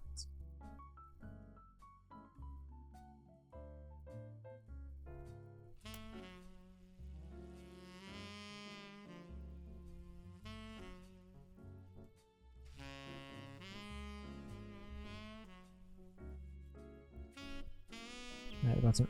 Yes, Grandorf Dove. That's what I'm intrigued by a little bit. Grandorf School for the Deaf, formerly Grandorf Dove, is located about an hour away from the Roottree offices used to be in Butler County, but serves much of that part of Pennsylvania and nearby Ohio.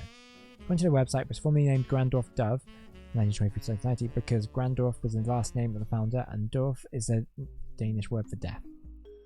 The founder had issues with government translators, leading to an old transcription note. In 1990, it was renamed to better represent the school's purpose and to correct the embarrassing lack of effort and awareness demonstrated by the government officials in those early days. The staff is listed on the website. You scan through all the biographies and find that Principal Miss Ford is fluent in 5 languages, including ASL. She has also been working at school for 15 years. Miss Ford, by all she mentioned, she is not deaf herself, but learned to sign language to communicate with the deaf. He also mentions that she was responsible for securing funding for the Hudson Wing. Interesting. So he had a special interpreter.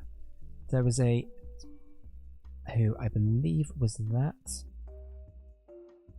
Miss Ford?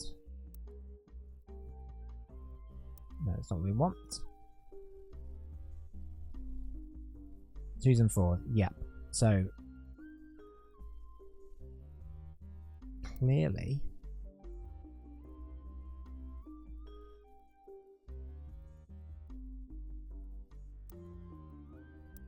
I wonder if he had an affair with her.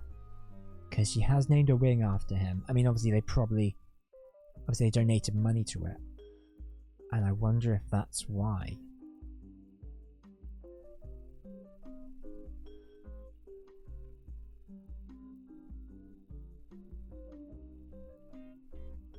I'm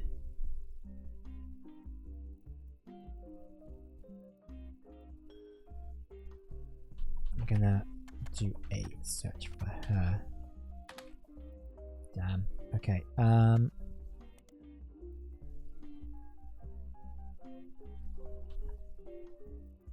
Susan Ford. Damn.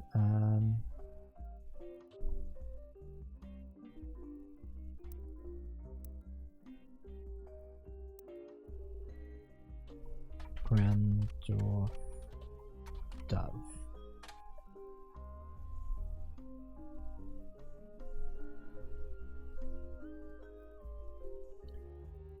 Grandorf Dove was a school for deaf near Butler and was regularly listed in articles with other local schools. The Butler County Times archived seen what an endless list of snow cancellations, extracurricular activities, and weekend events that began over 70 years ago and stretched to the last mentioned 1990. Amongst the avalanche of useless information, you miraculously discover one useful article. Grandorf Dove was at the centre of a crime article in 1982. It seems that someone defaced the school and vehicles outside the brand new Hudson wing of the school. There were multiple broken windows, and one of the teachers' cars was painted with profanities and accusations of infidelity. Boom. She's one of the affair people. Got to make a note of that. Guy had an affair with Susan.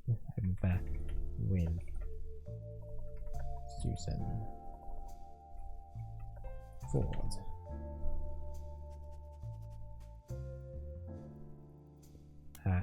Hang on.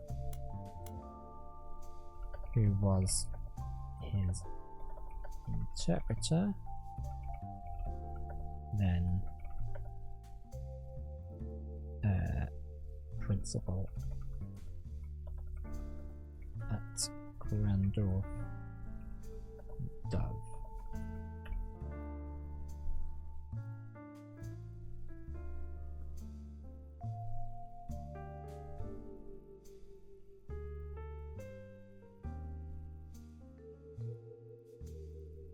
Okay,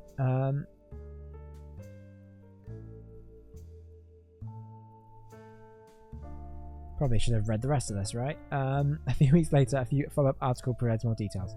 There was one arrest, Thomas Hughes, who was coincidentally a former student at the school.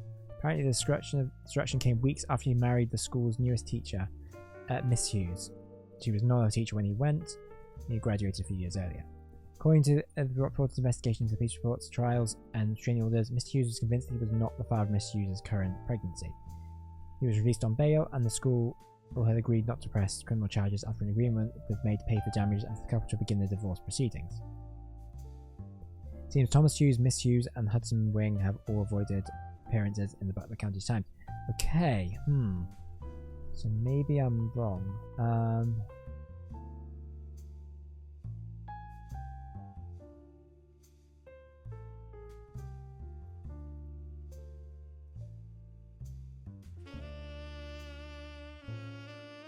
I?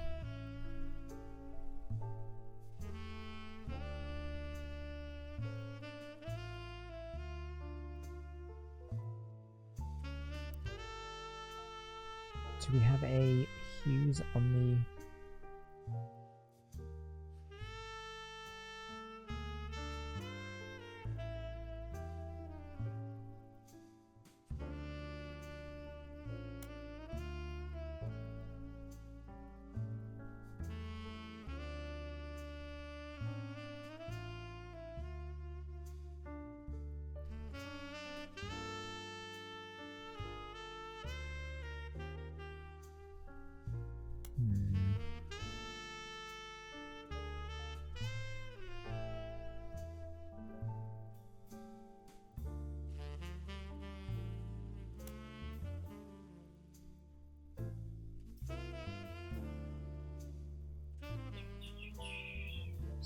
Hughes.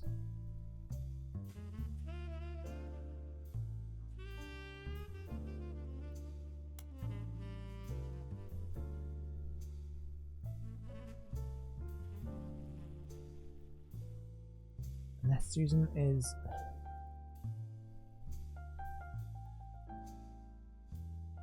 Oh, that would be...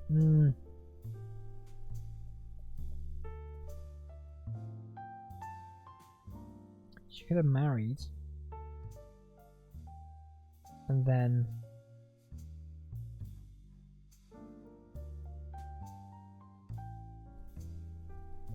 she could have married, become Hughes, and then divorced, which would line up here.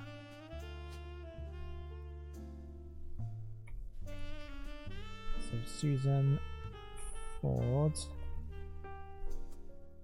married Thomas Hughes, and she is a principal.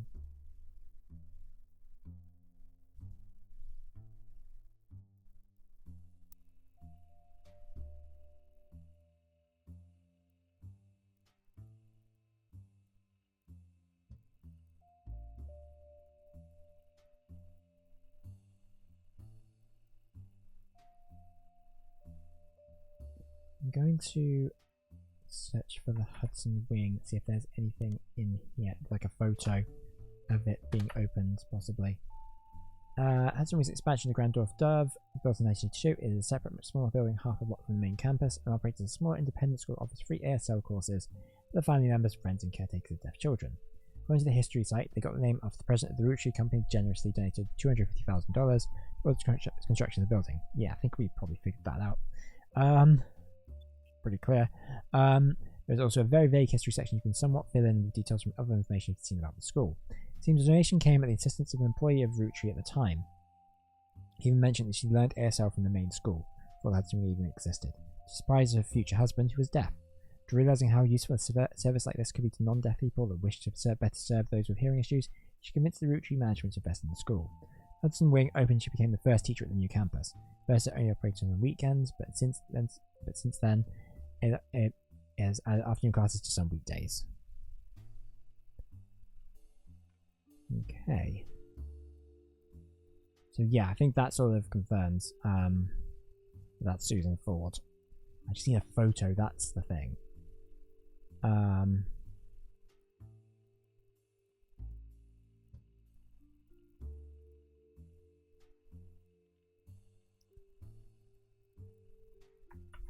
mean, can I... It's the same... Okay, brilliant. Grand School for the Deaf has made a few other appearances here and there in Butler County Times since 1990. Although it's not too many that you can't look at all of them. And also, so after scrolling through a few pages, you manage to find something incredibly useful in an article that isn't even focused on the school itself. Local students provide key evidence in scientific study. The article from March of this year, 1999, mentions that the Ford sisters, who attended public school in Butler County, are one of only a handful of identical twins in the world who suffer from two different genetic issues. One of them has asthma, and the other has a deadly allergy to peanuts. Their mother, Susie Ford, who was a principal at nearby Grandorf School for the Deaf, was originally contacted by researchers to identify that any said twins where one was born deaf and the other was not. While she couldn't have any twins attending the school, she asked if her daughters Melissa and Heather could be useful, and turns out they were. She says they couldn't be more different. My youngest, we all call her that even though she's only about 15 minutes, is shy but essentially hasn't stopped running from the moment she learned to scamper. Asthma has kept her sister off the school field, but she's the definition of extrovert and is even performing in the local production of Is Their Life After High School later this year. The article includes a picture of the girls added to your evidence. Okay.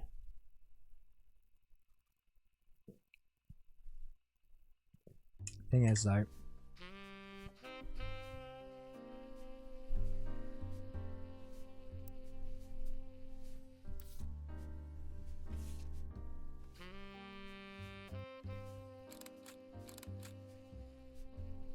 this photo accompanied by an article about photo accompanied an article about scientific study in the Butler County Times. Four twins were part of a nationwide study on how allergies and different diseases affect twins differently. The twin on the left is holding an inhaler, and the twin on the right is holding an EpiPen. That's cool. But which one is which? Okay, hasn't stopped running around from the moment she learned to scamper, so that will be the one with the peanut allergy. And so this will be the other one.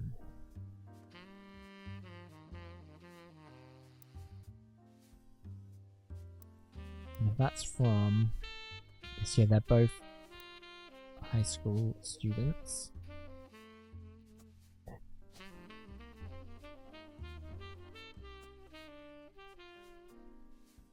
We should zoom that in. That'd probably be a smart move. And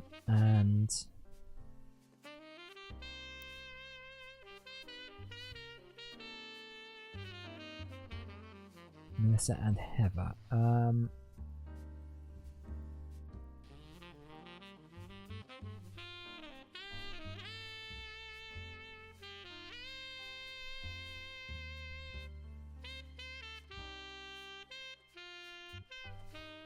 So we could guess it. We could, but I wonder if maybe it's worth having a look at that. Heather Ford. Yeah, so Heather's the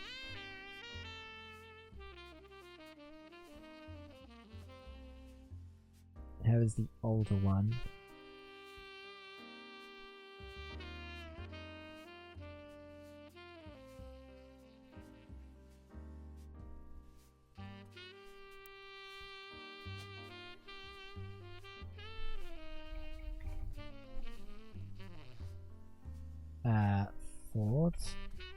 No, she would be...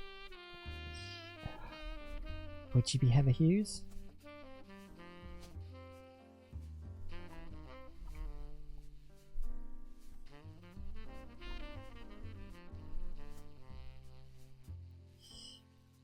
No, we're gonna do... we'll do Ford, see if that... Because we probably have enough that we can kind of confirm if we get this.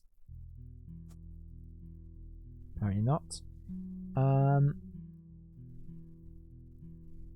Also, how has that not been...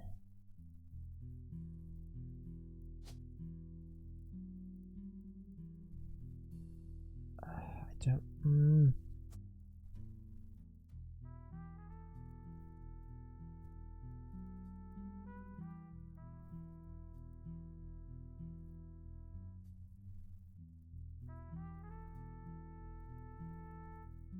Okay, no, we wouldn't have had enough anyway.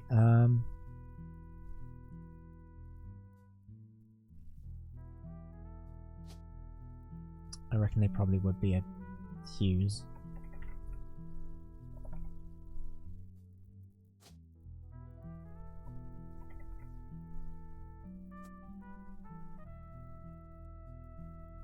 We still don't have a photo of her.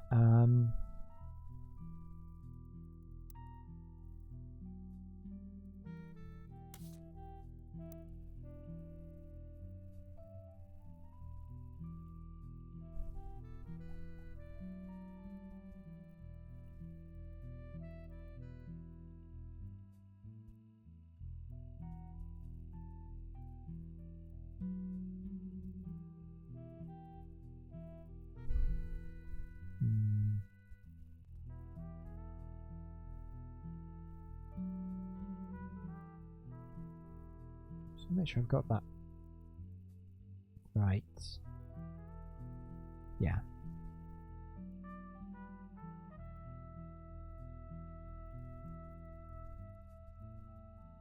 Oh no, it would come down as Ford because they're Ford sisters. Ah.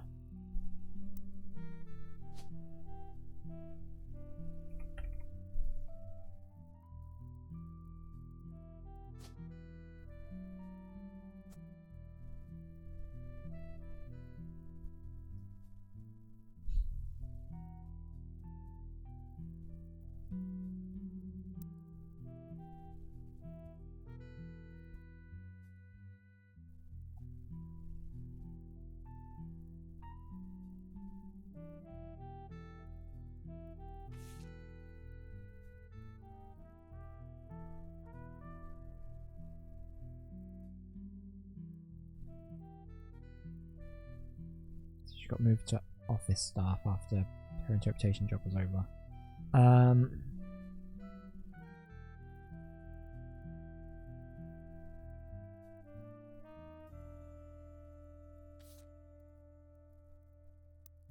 Can we...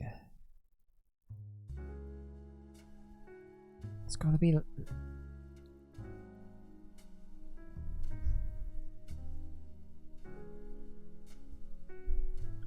There's got to be some photo from an office party that we can find. I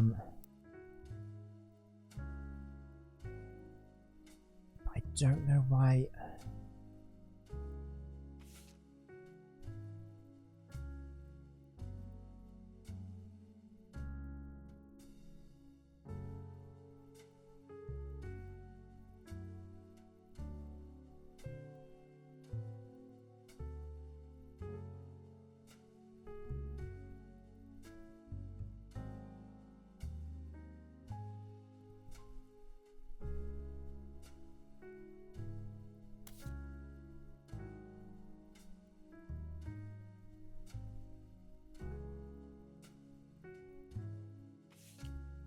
What is it? It's obviously related to the Susan Ford thing.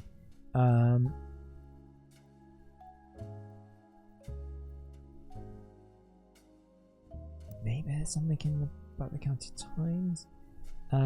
Christmas.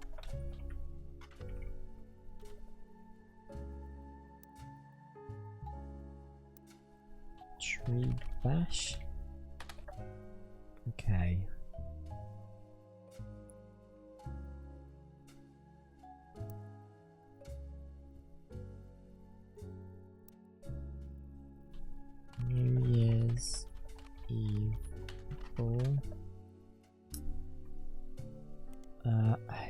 very vague.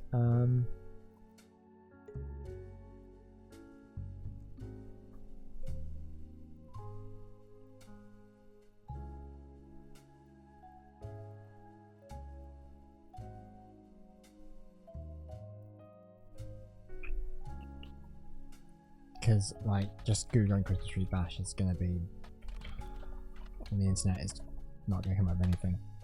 Yup.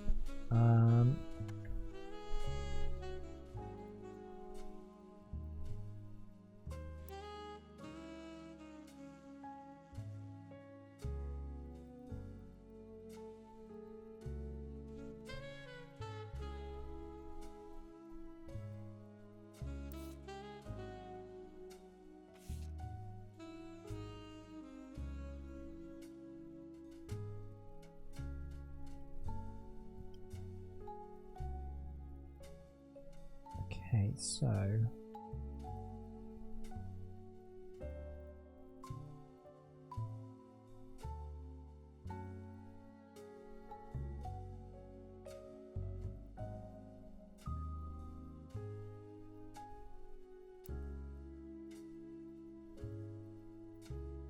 we also need to it's really annoying.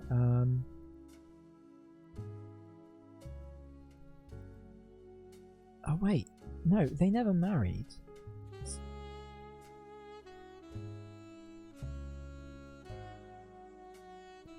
Would he be actually Felix Roberts? No, because they did marry. What am I talking about? I think it's just what his job is.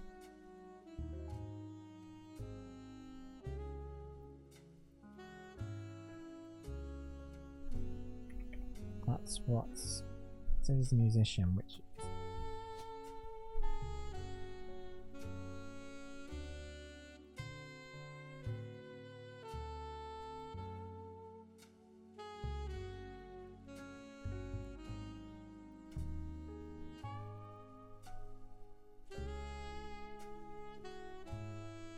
Also, she would be a media mogul, not a CEO.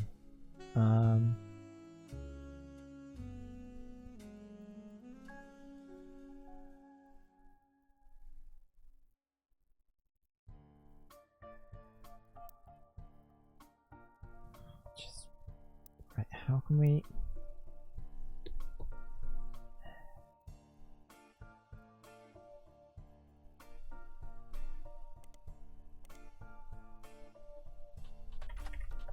I'm just gonna. Okay, right. Hughes. And if we search Thomas Hughes, is that gonna? Okay. That's it. And if I search him in just general, damn.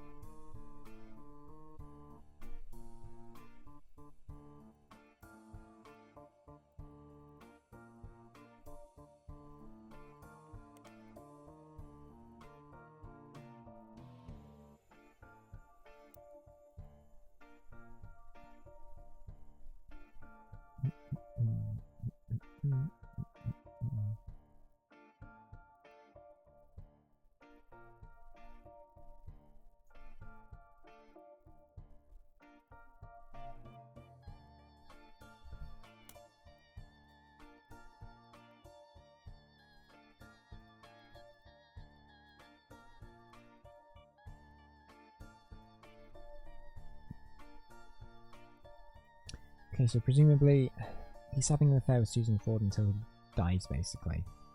So 1980, so it'll be before 1980.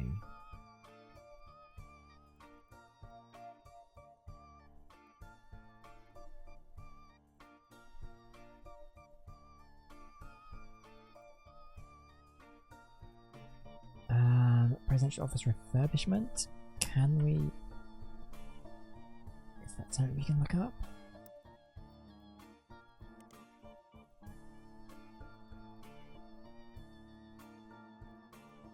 No, when... maybe periodical will appear on like an ad or something like that. I wonder if Guy Hudson's pin news time. Okay.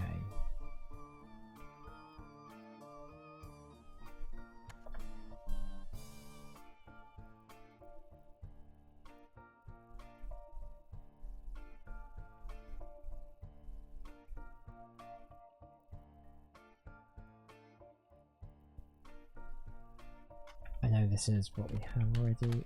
Knights.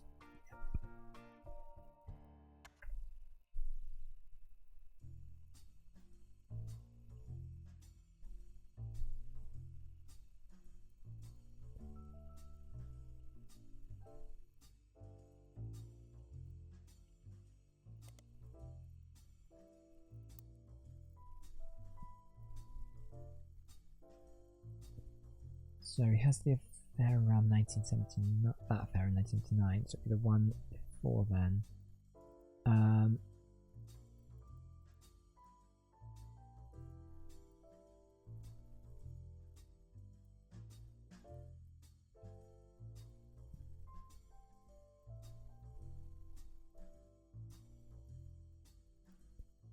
I'm still thinking it's probably Beatrice or Corinne, because neither...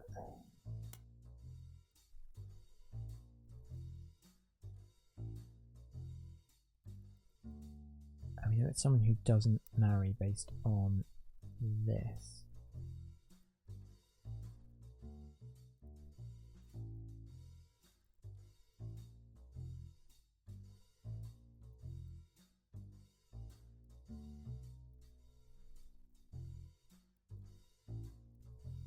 I wonder if we can also get maybe an idea of who these are.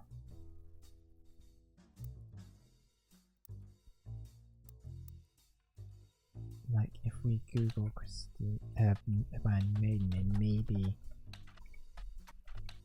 she opens a restaurant under a maiden name or something. I don't know. Oh, we look him up. Stephen Garland.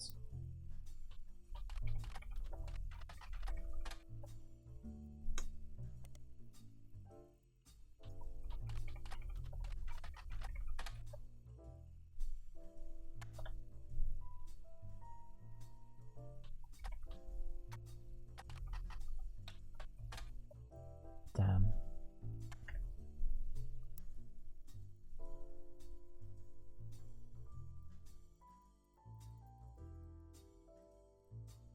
So I don't quite know why that's not.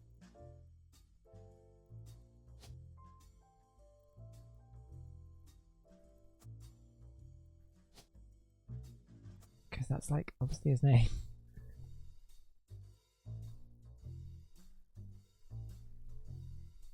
So I'm completely like getting that wrong because I feel like that should be a fairly easy one to confirm.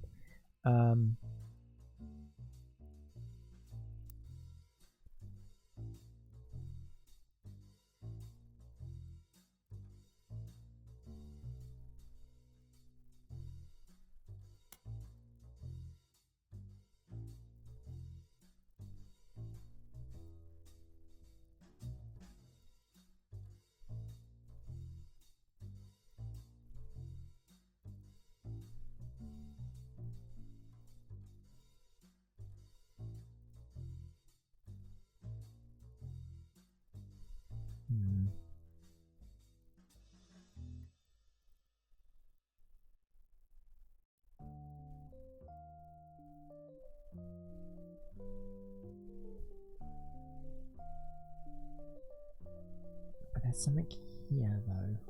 It might just be the Susan Ford element.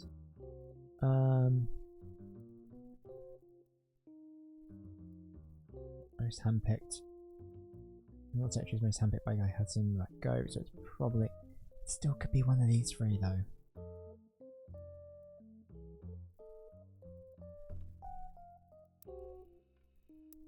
I need more evidence. That's the problem.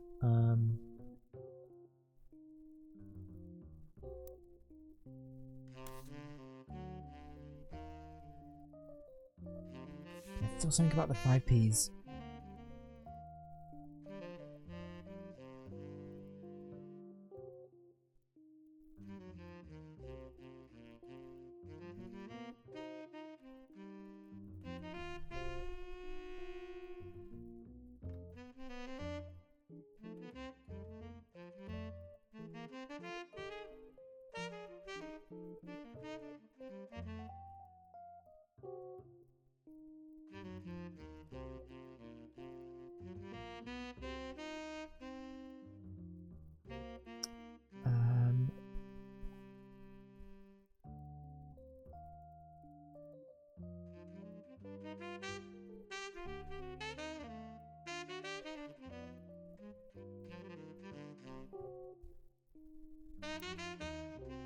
It just doesn't make any sense. I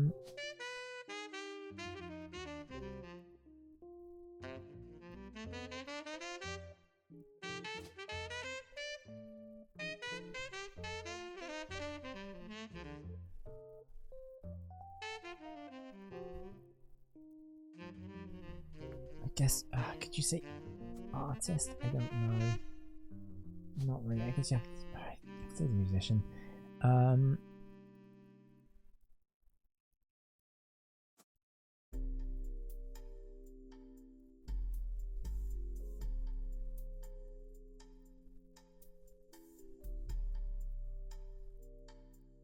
It's just, it's...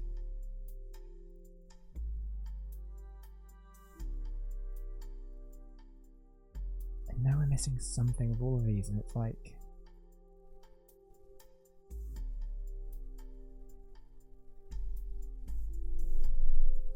I'm just not sure where we go from here. I'm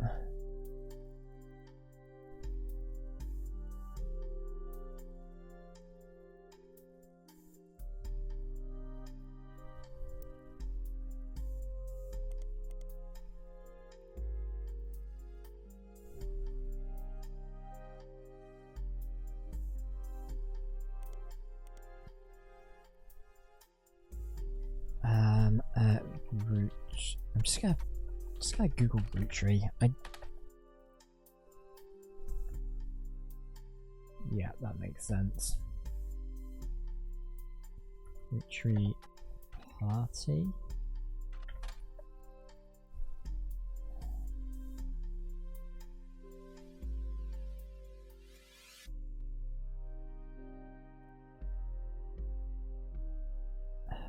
I'm gonna see if anything comes up on here. I doubt it. Yep.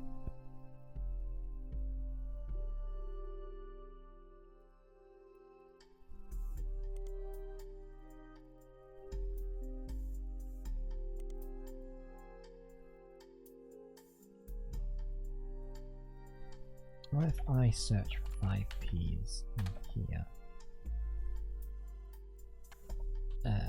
Felix. Fellows. Create yourself a music magazine.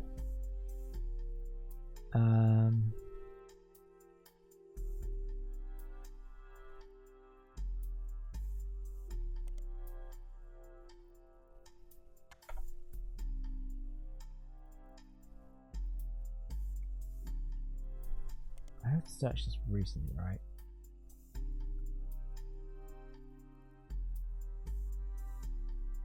Huh, apparently not.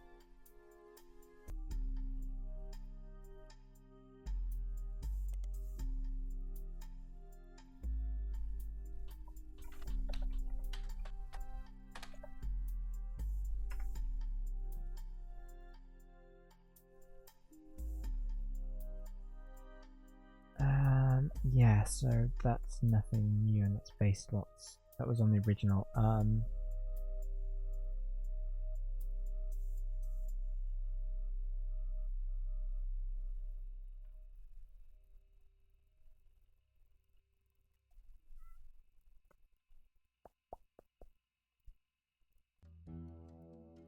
need to get like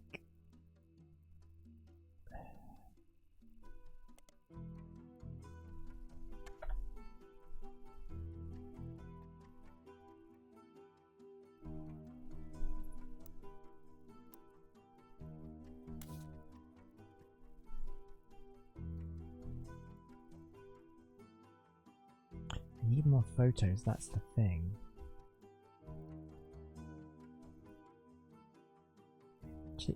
What's interesting I found is Douglas Rosenberg is on product management, and then I think is no longer employed, and then gets rehired here like a year later in the same role. So I wonder if that's someone who was fired by Guy Hudson and then rehired.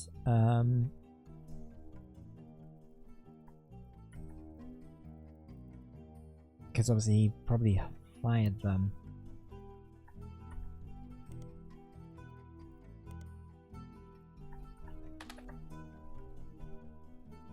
Because he decided to make a bunch of changes, and I'm guessing Douglas wasn't happy about it, and then quit or was fired or whatever, and then came back afterwards when they needed to right the ship again.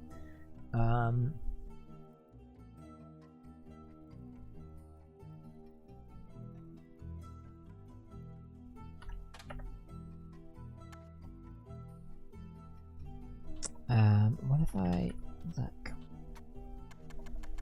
What if the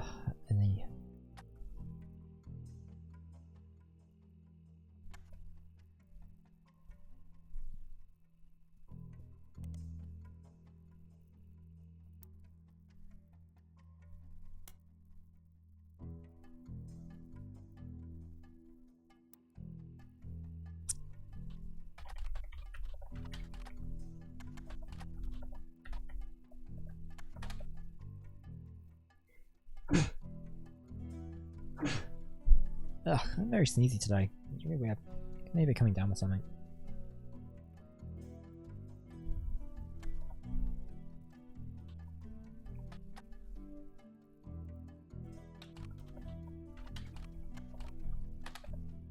That's annoying.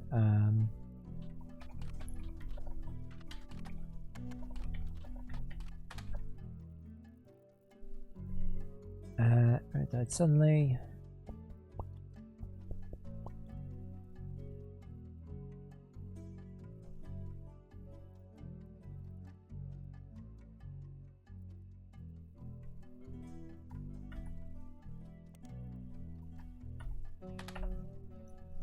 Barrett Bar was a failed candy bar raised by the Roottree company.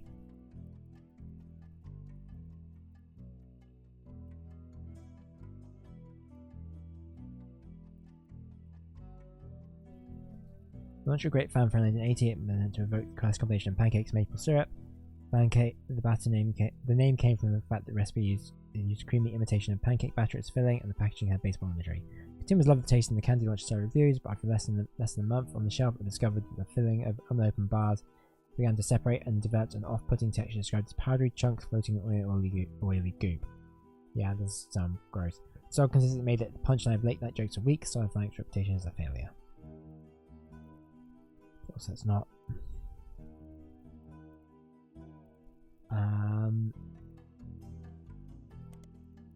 Although I wonder if there's anything from the launch of that.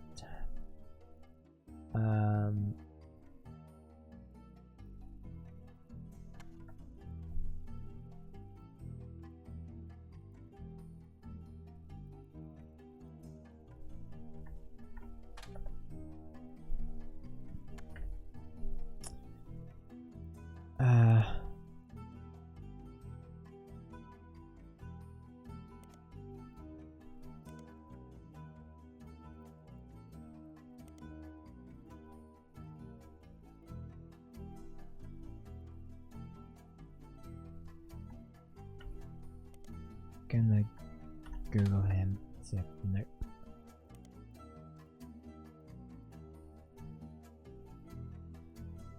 Any fancy flavors? I wonder if.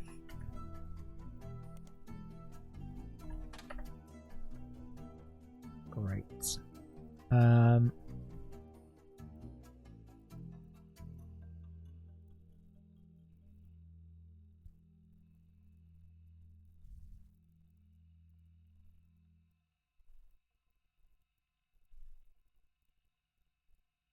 A few of exist adjacent to the company in the 70s come forward with stories about debauchery and swinger parties. Guy liked to throw huge holiday parties whenever he had an excuse, and he often got very out of hand.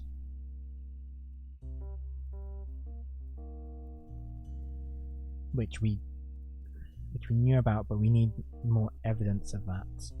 Those. I need some photographic evidence of people at those parties. In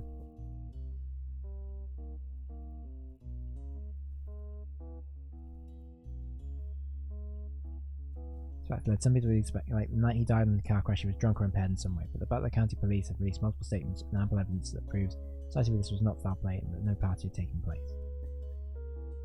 Roottree lawyers have been quick to threaten litigation to anyone who has tried to disparage Guy or the company in public.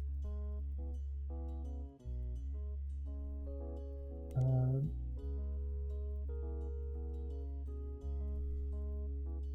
know that I'll definitely search this probably many times.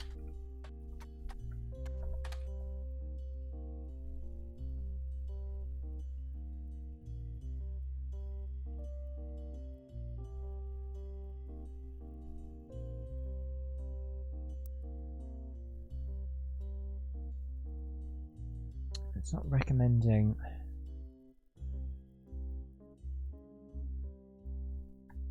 randomly searching these on the internet, but I'm gonna do it anyway because I've got nothing. Yep. Crap, he found the wrong one. There's Linda Lewis and Elisa Lewis, so I assume those are twins.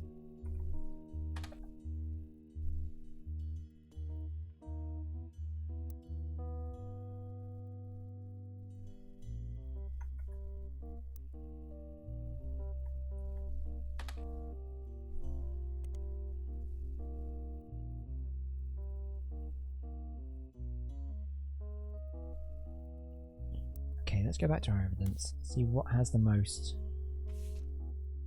Okay. There's something.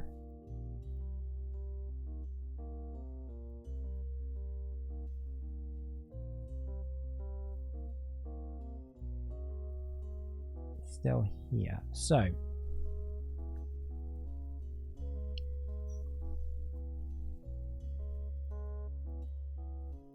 We know they fled to Paris.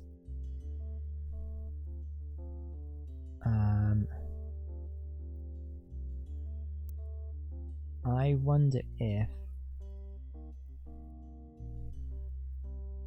Guy had something to do with that. But no, this would have been.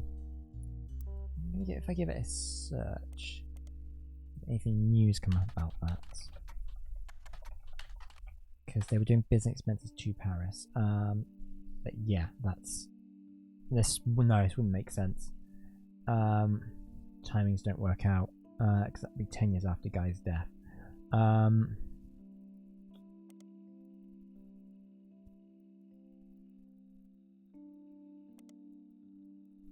But her name is Gwyn.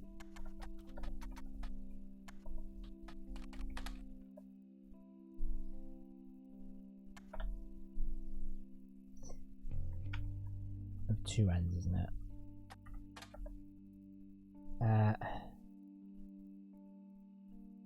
No mention about her death, except it was announced that she died peacefully in her sleep while being treated for a sudden severe case of pneumonia. Interesting. Before that, she apparently had been relatively good health according to family, friends and family in Paris. She was 67.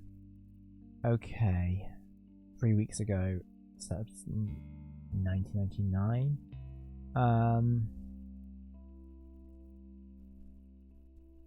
Yeah, that's not.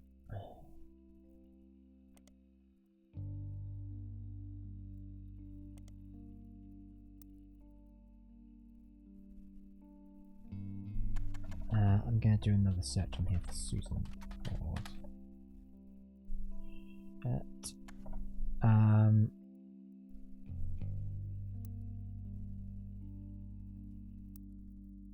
need a... We have Master Spider Search, yeah.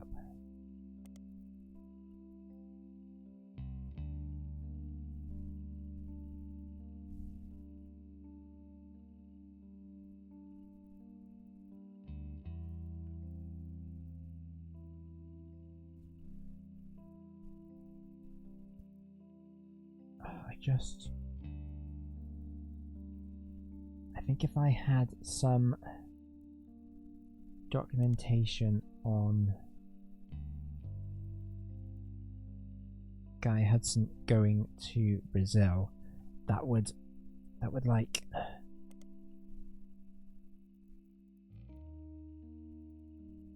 be like huge, because that would like we could probably get some evidence of Guy being in Brazil, him meeting Edson. Susan Ford is probably involved in this somewhere because she would have been with them as his interpreter, and then also Nia as well, probably in the photo because it's a public event, even though she probably wouldn't have wanted to be in public. She wouldn't have been happy about it, but she probably would have been there.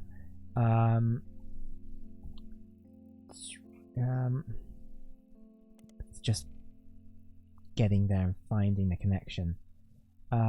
That's the problem.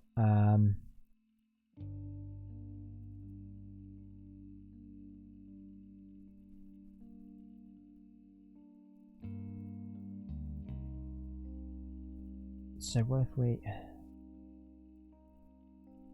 if we did Nia Suarez? Crap. And then we know that Nia Alves leads to that.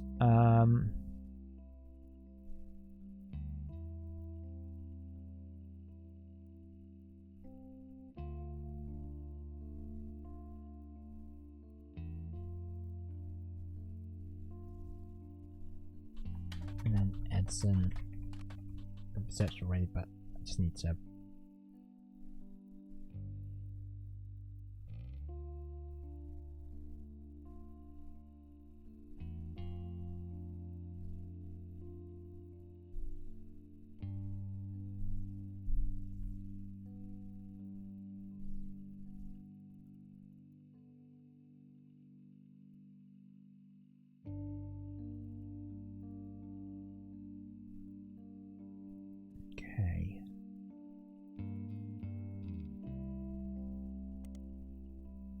News time. If we search Edson on there, maybe there's something there. Shit. He wouldn't be in any of these other ones because he wouldn't be, unless.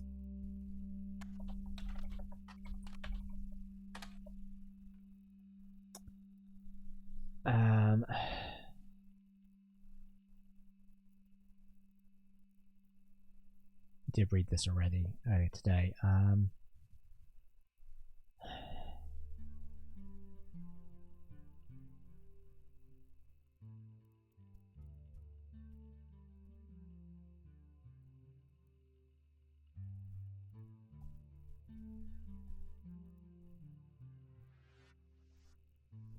Past appearance of her husband has been for show. They don't live together, and she presents her pets for the arrangement.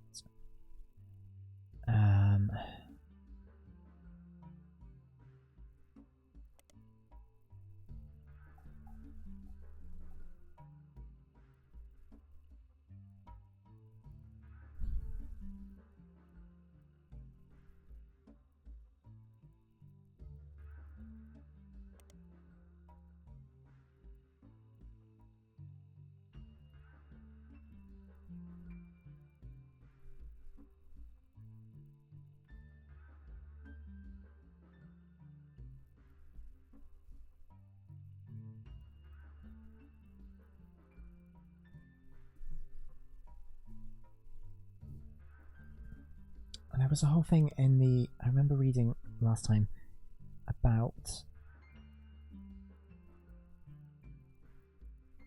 company. Yeah, it was Roottree Brazil.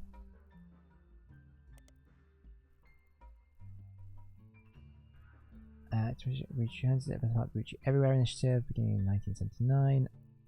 Could we give that a search?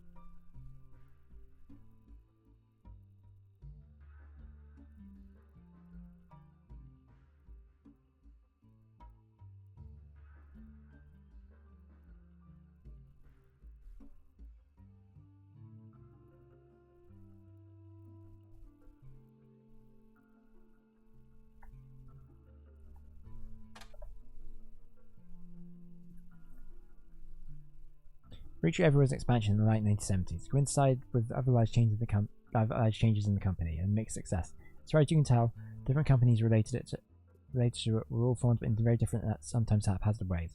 There's minimal organized information about the history of the expansion itself online. You can glean the following. Roottree County had been distributed globally to certain markets approved by Elias as early as the 1940s. These included places like Canada, Mexico, and select countries in Europe, mostly the UK. Roottree Everywhere involved Roottree's expansion to other major markets that were assessed to be ready for Roottree. It started with 4 that had no share in: Australia, Brazil, China, and France. Hence, the big expenses in the late 70s. Each of the countries had an entirely new company formed, and mostly by making deals with local distributors and manufacturers: Roottree Oz, Roottree Brazil, Roottree China Roottree, and Roottree France.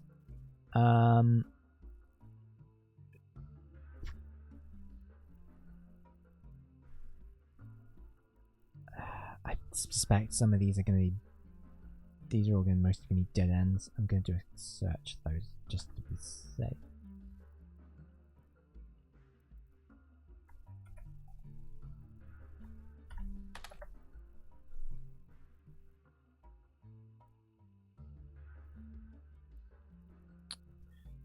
Roottree Oz was one of the companies created to manufacture and distribute Roottree candy. It was developed and part of the Roottree Everest initiative in summer 1979. Roottree website Roottree Oz. Charles Martin, who owned a company that manufactured licorice in Australia, was tapped to run the Roottree factory after he pressed the American leadership of the Roottree candy company at the time. Roottree Oz had some success in certain regions. Manufacturing legs shut down after the death of Martin. Roottree Oz now serves as an importer and distributor. Right, we know what happened with Roottree Brazil. We've searched that. So I want to have another look at Incendio, or whatever.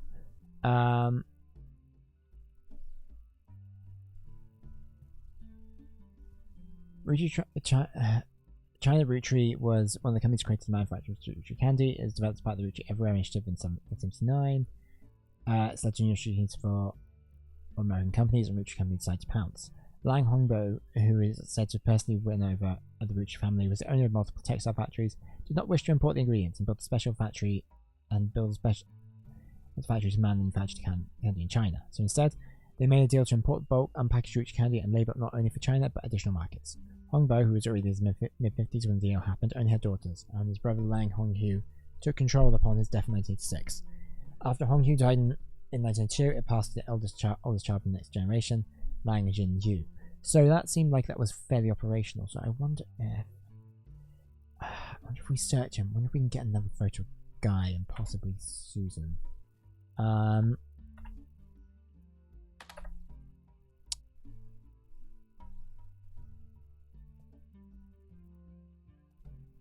across a website for Lang Hai Textile Corporation, which is a company that expand Rootree's products in China in the 70s. The company seems very accomplished, cites quotes from many different reporters and news outlets listed on it. Nearly every language. It's also mentioned quite often on websites about Chinese businesses, but those mentions are very company focused and not people focused, and offer any information useful for investigation. The page contains a very rudimentary leadership line and right, can't speak.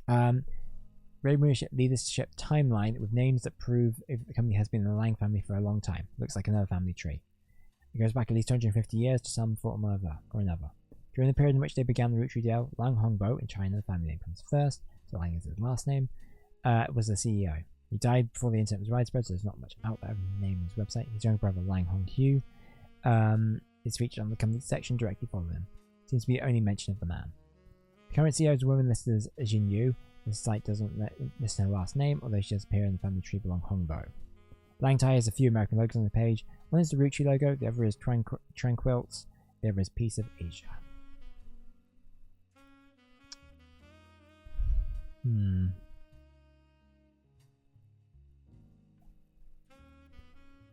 wonder if Lang Hong Bo.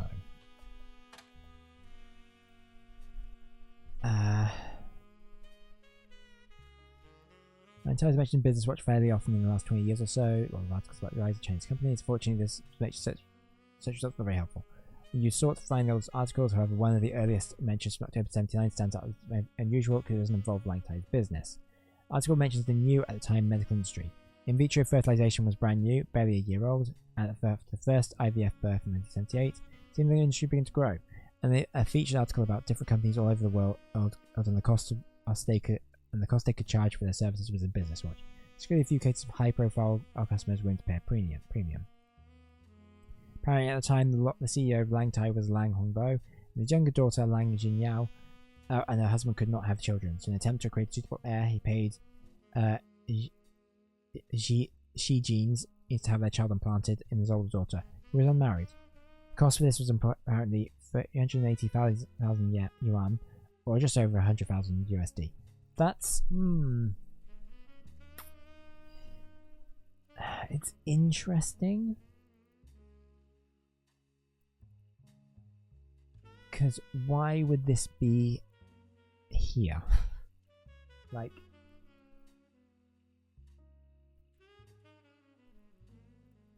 what does this have any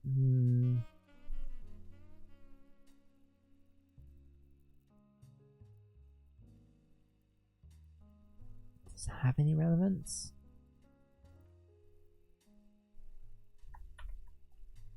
I just pronounced Key Jeans is a medical company of operations in the US and China. International use in 1994 after whistleblower came forward. Apparently their services, in some cases, falsified. While they did perform IVF, the whistleblower proved that a few of their customers paid for a very different service, an alibi. Interesting. The company would claim they performed IVF on someone who was already pregnant, and to create a cover story for high-profile families who did not want to give up the child, but did not want the shame of an unmarried mother. The whistleblower claimed that they had helped do this at least 6 times, but only provided proof of one case, the daughter of an American politician who was unrelated to your investigation. Great. Key Jeans in shut down soon after, and both founders have reportedly fled to Lebanon, but there is no extradition to either China or the US.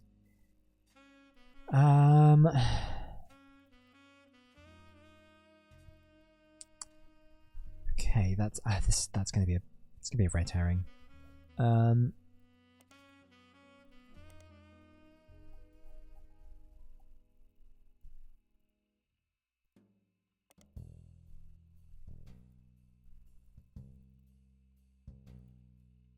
Are they worth?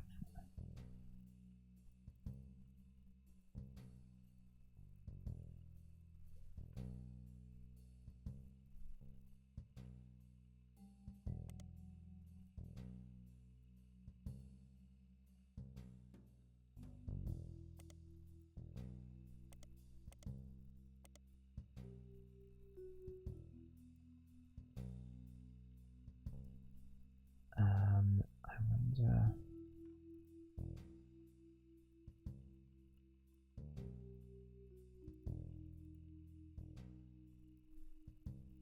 Go forward.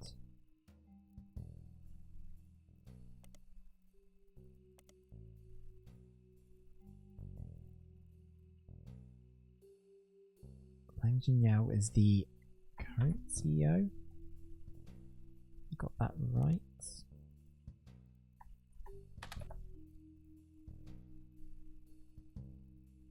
Oh, interesting. Located in Pittsburgh, which wouldn't be too far from Butler County. Peace Eraser is the American arm of Lang Tai, located in Pittsburgh, Pennsylvania. According to the site, the Tai and Lang Tai translates peaceful, so they chose their name in America to match. There are other companies listed here too. There are 2 main to investigate, as very few of them seem to have any relevance. Seeing Piece of Asia is nearly as competitive as Lang Tai. They offer fabrics and cloths at wholesale prices. You don't spot anything out of the ordinary. Their business is said to be owned by husband and wife Jerry and Linda Han. Their Chinese names listed too. From using the online translate seems that Jerry is Han Junwei and Linda is Lang Jinyao.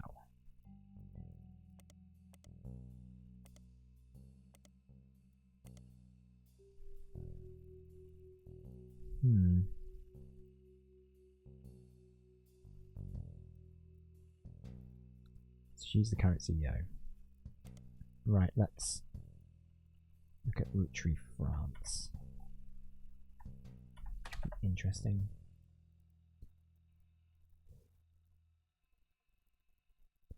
It's part of Roottree company in 1977. Apparently, Roottree France was non-starter and negotiations broke down pre-late in the process after the company had already been formed. Then the leadership of Roottree went for a very large change afterwards. CEO of Roottree France said was meant to be Tristan Roberts. That name is familiar. I'm gonna give him a search.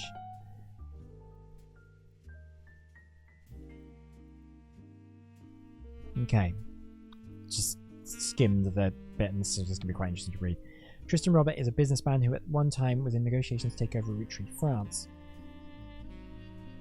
He's still alive, and you come across an interview unrelated to Roottree a few months ago. It seems that some other countries have not been immune to Roottree mania, as you recognise the word Roottree in one of the questions. It seems the interviewer snuck the question about his experience with the company in the end of the 70s. The article is in French and takes some time to translate section by section. He mentions Guy by first name only, and the tale he tells is quite ugly. Translations as follows. Guy, the president of Roottree, was one of the worst men I've ever met. He approached my wife about having an affair, which she refused. Then he kept on insisting that this was the best way to celebrate the end of our business contract. I don't think he expected her to say no, and I don't think he thought she would tell me what happened. She would tell me what happened. I punched him in the face and refused to attend another meeting with this man. We lost a lot of money in this deal because not only was he a terrible person, he was also a terrible businessman. When he died shortly after, it felt like the universe was working things out. I wasn't surprised to learn he had a secret child. He seemed to treat women like collectible pocket monsters. He's mentioning Pokemon sidetracks the questions a bit, and if you never returns into the subject of Roottree. Well, Pokemon does that. I've been sidetracked by Pokemon many times. Speaking of which, I've been playing a lot of Pokemon TCG. It's been a lot of it pretty enjoyable.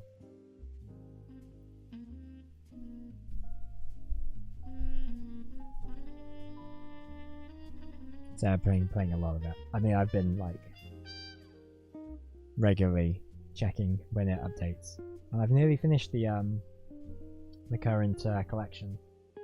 They've just announced the next booster pack, which is cool.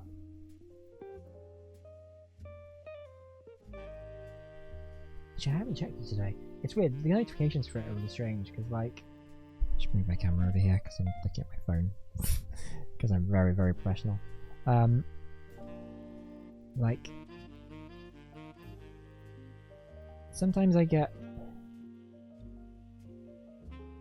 don't get notifications of it all the time, and I don't quite know why, which is very very weird.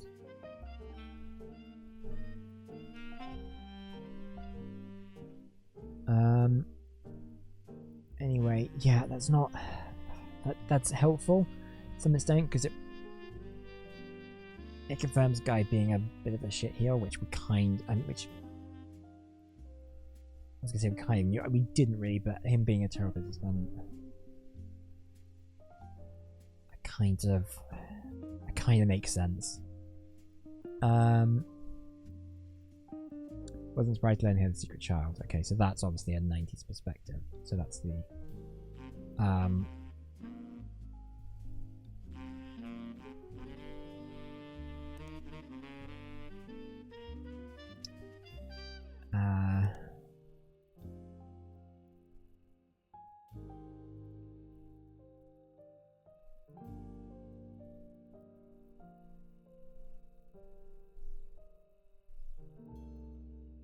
okay, so obviously we've looked at Brazil, but I'm going to do another search of that anyway.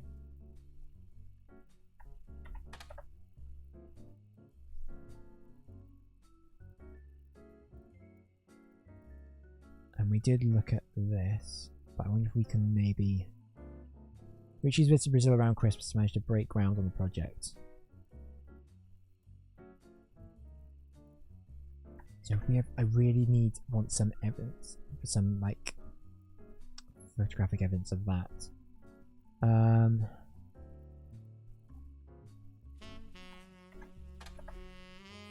Translates in May 5, 1992, the factory was deliberately attacked by a clear case of clear arson. The fire was brought under control after destroying about 2/3 of the production floor, and locals claimed the air smelled like a mix of burning plastic and maple syrup. The factory was rebuilt and continues to produce to this day. So much unknown why this happened, but last year a news special did list this incident as well as a few others in a small town as backlash to perceived corruption in the government at the time. According to a report, the member city was found to be receiving a cut of the factory's profits. Surprise!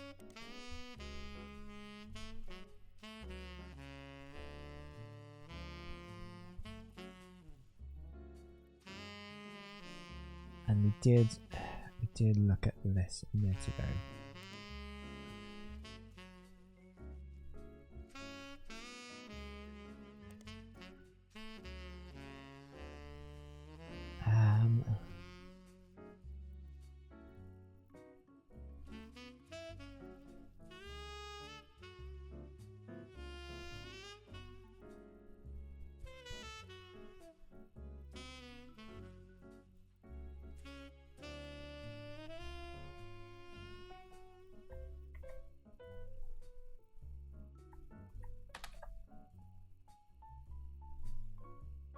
Okay, so yeah, it's the same thing. I wonder if we look in Business Watch. I wonder if that's something that will appear in that crap.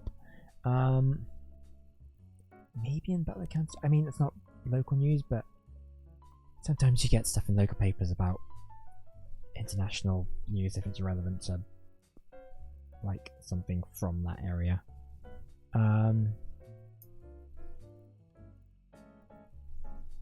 News time. Damn. Would there be anything about in the Business Watch about Roottree everywhere? Oh, I wonder if. Yeah.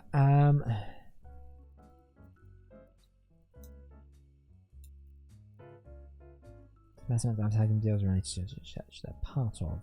What about Tristan Bob? Roberts? What's his name? Yep. That's annoying. And I'm going back to the China one just to see if I can maybe get those names in Business Watch.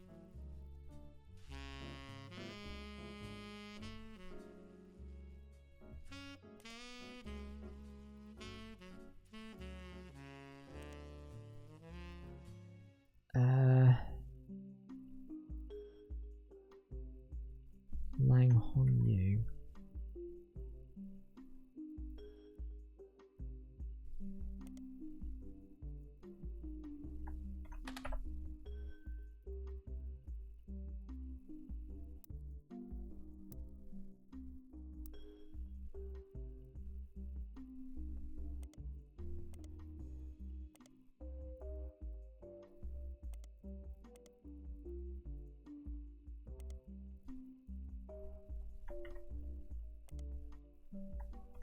Search her.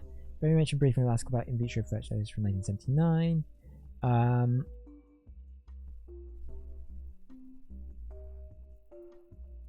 Yeah, which we knew about.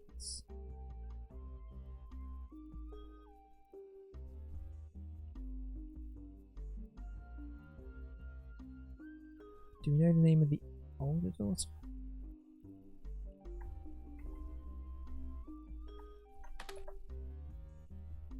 As mentioned, what's article you'd already read about Lang Tai.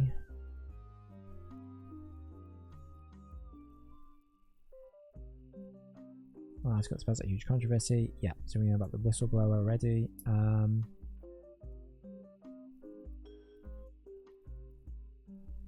Mentioned the claim. Key genes sometimes claim they plant IVF and they did not. So often would be its user in otherwise unexplainable pregnancy. Value connects to America where they would stay for an extended period of time, but to China with news of sexual IVF pregnancy. Swear also presented the Department of Health and Human Services with credible evidence. At the time of the article, it was still ongoing investigation, but Business Watch speculated that. Oh, I wonder. I've just put two and two together. So, they claimed that in 1979 Right.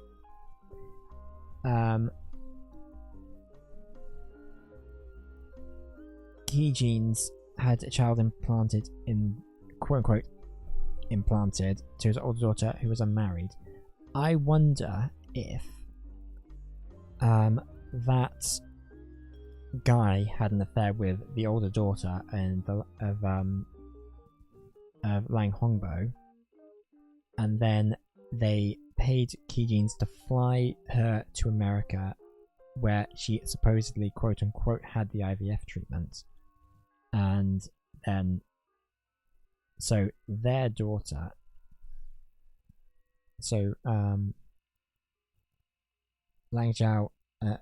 Lang Jinyao and her husband's daughter is actually Guy Hudson and this older daughter's daughter.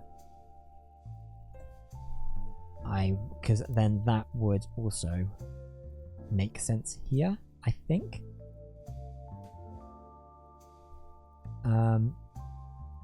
But then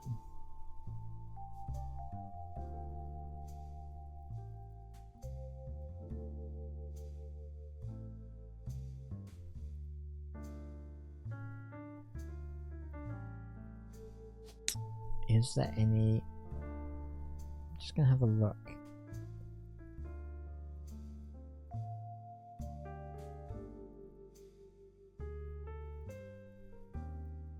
Yeah. Okay, so we need to get the older daughter's name. So if we look up again...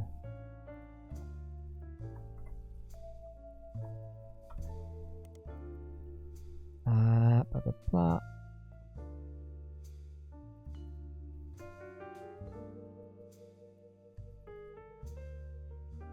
And we've looked up her as Piece of Asia. CEO. That's it.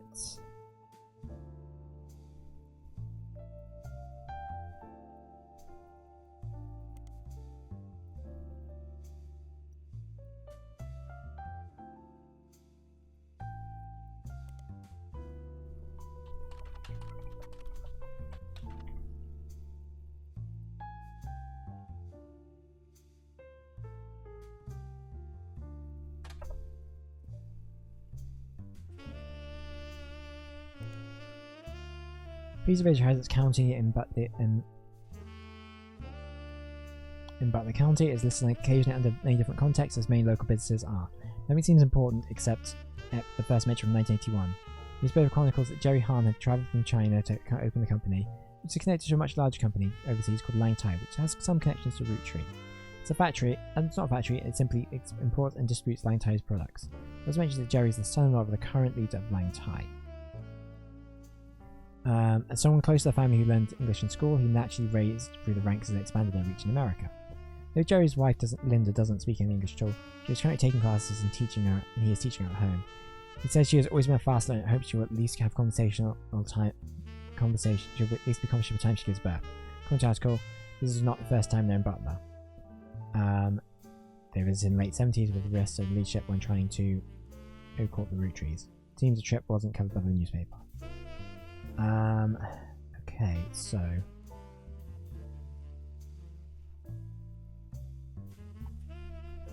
do need their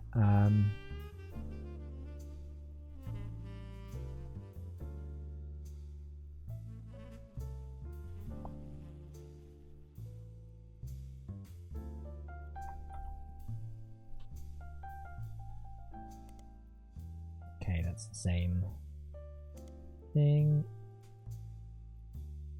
We looked at this. I'm going to search him again so I can get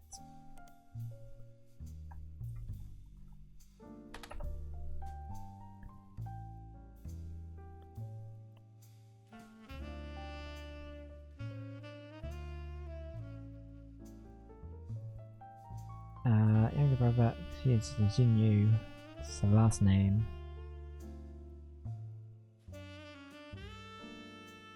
So I'm going.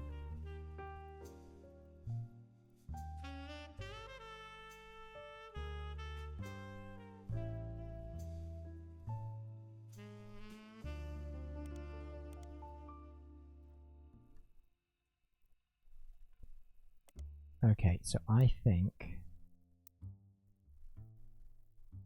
this is going to be Jin Yu. Okay.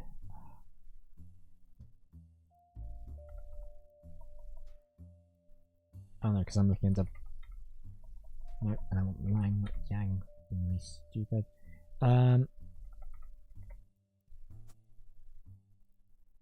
And she is the current CEO of Lang Tai. And we need a photo.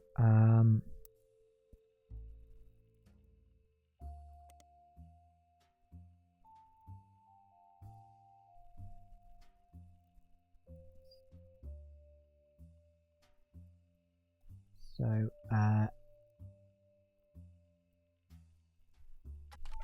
piece of Asia. I want to get a photo of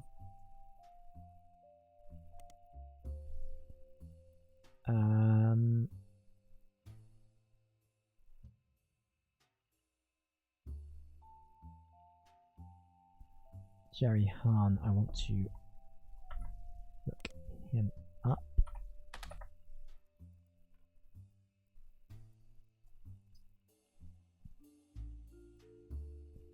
Jerry, Linda and Mark Hahn appeared recently on a website called Focus on Philanthropy under the headline Hangin' with the Hahns. The Hahns were chosen because they donate significantly to the causes that further Chinese American culture.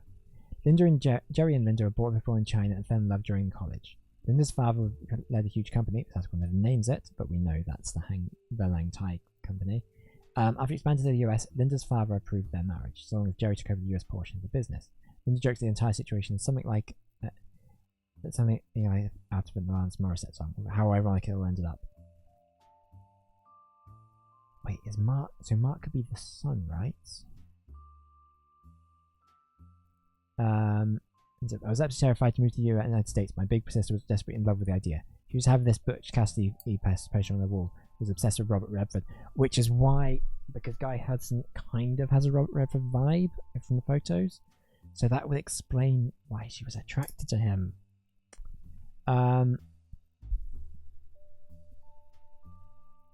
But somehow Jerry and I were the ones sent here, and couldn't possibly imagine going back.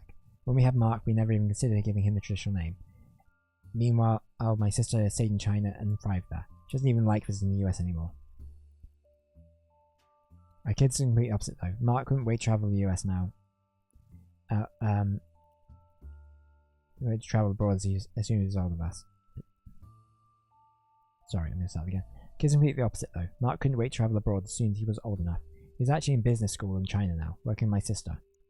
Interesting. Our niece who grew up there was the opposite. She couldn't wait to get here. She started calling herself Lucy Lang in high school and apparently flew out here as soon as she graduated. Name change in Japan drove my sister absolutely loco. Okay. So...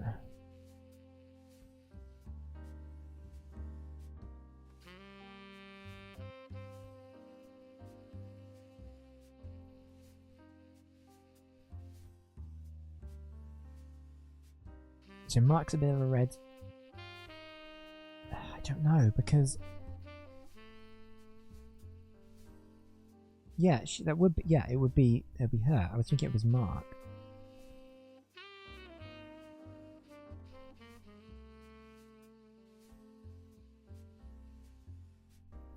Yeah, no, because Lucy would be...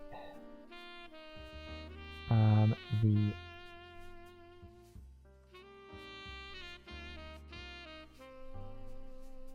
Mark is a bit of a red herring, we don't need to worry about that.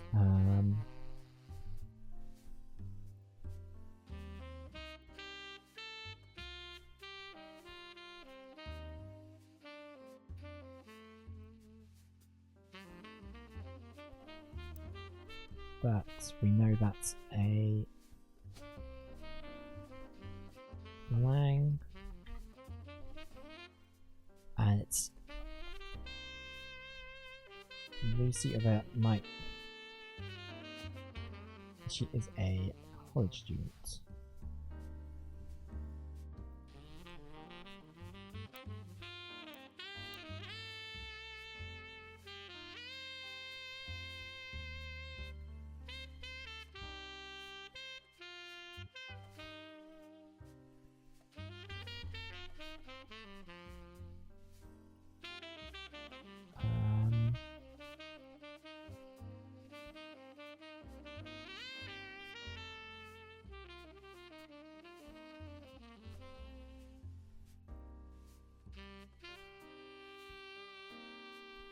I feel like there is.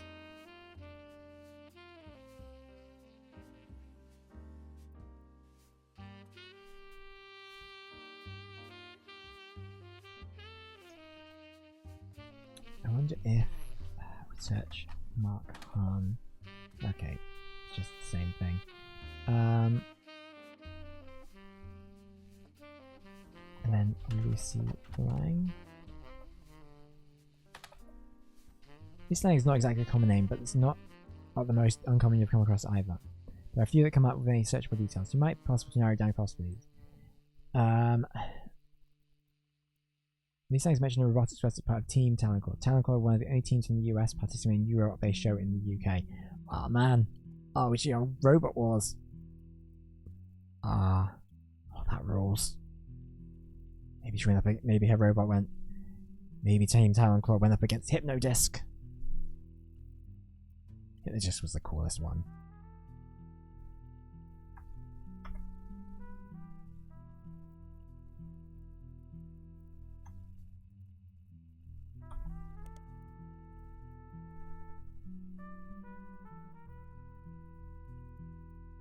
Team Talent Claw is a robotic club at Mid-Eastern University. The robot was named Talent Claw has been selected for appearance on the second season of the British television show focused on robot fighting. Small Blab mentions that robot fighting leagues have existed for a few years, but there are a few recent moves to televise it. Talent Claw is one of the two teams selected from the US. Robotics Club is a text-only site you can find links from the university student section. The site seems like it's mostly used to announce the schedule to its members. The club is supposed to meet every Tuesday and Thursday, but the last 8 dates have been cancelled because a few members of the team are currently in UK filming. Every date from a few weeks back was cancelled for an interview from the school newspaper. At the bottom, the travelling members of Talent Claw listed as team captain Jaya Patel, and supporting members Lucy Lang and Kurt Hauser. So,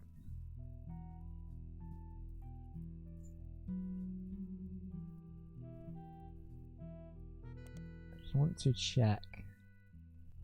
Right here, as soon as she graduated.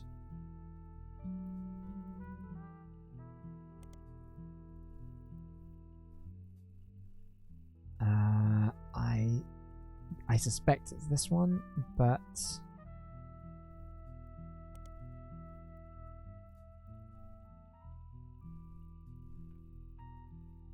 I can't think of where this would.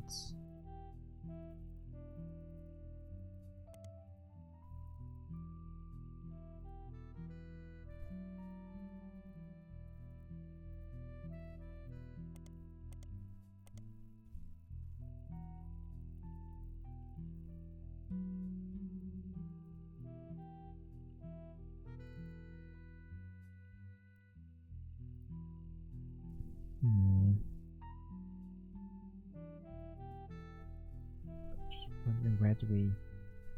The date's been cancelled. As soon as I'm currently filming.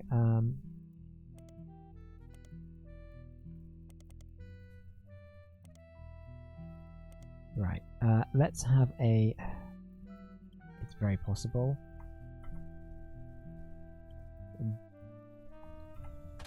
Could lead nowhere.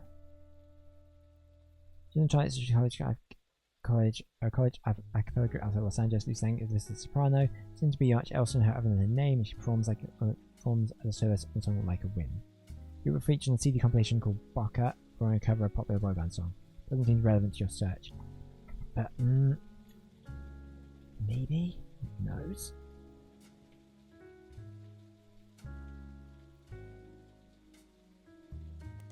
Let's do Modern Music Monthly. Crap.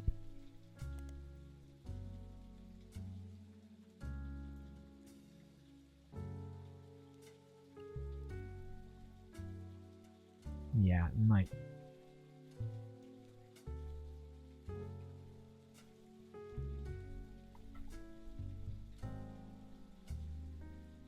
It's not going to be. If yeah, it says it's irrelevant, it's probably not relevant, but I'm just going to.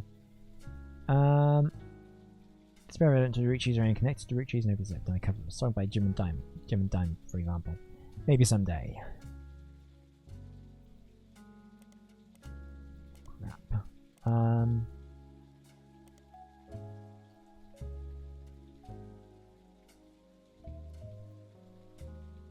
I don't think this. It's probably the first one, right?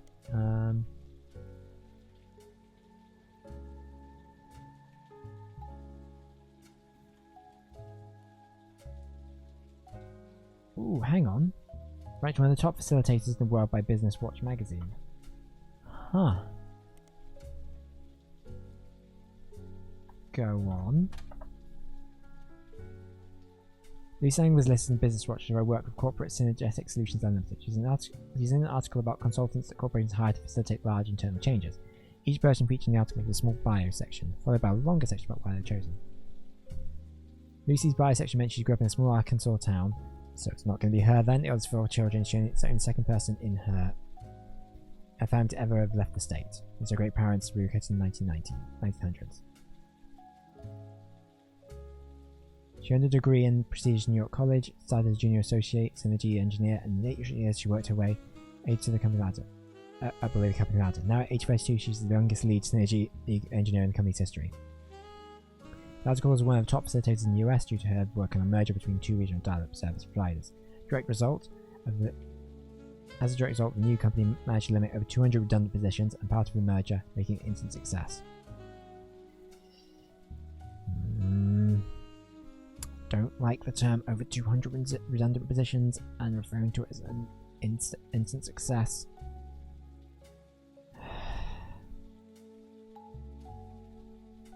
Don't like that.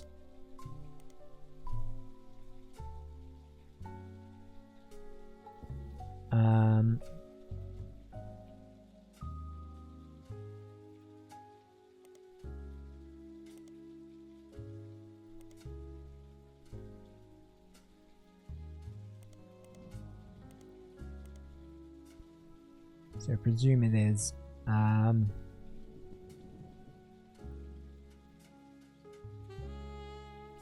assuming it's this one, right?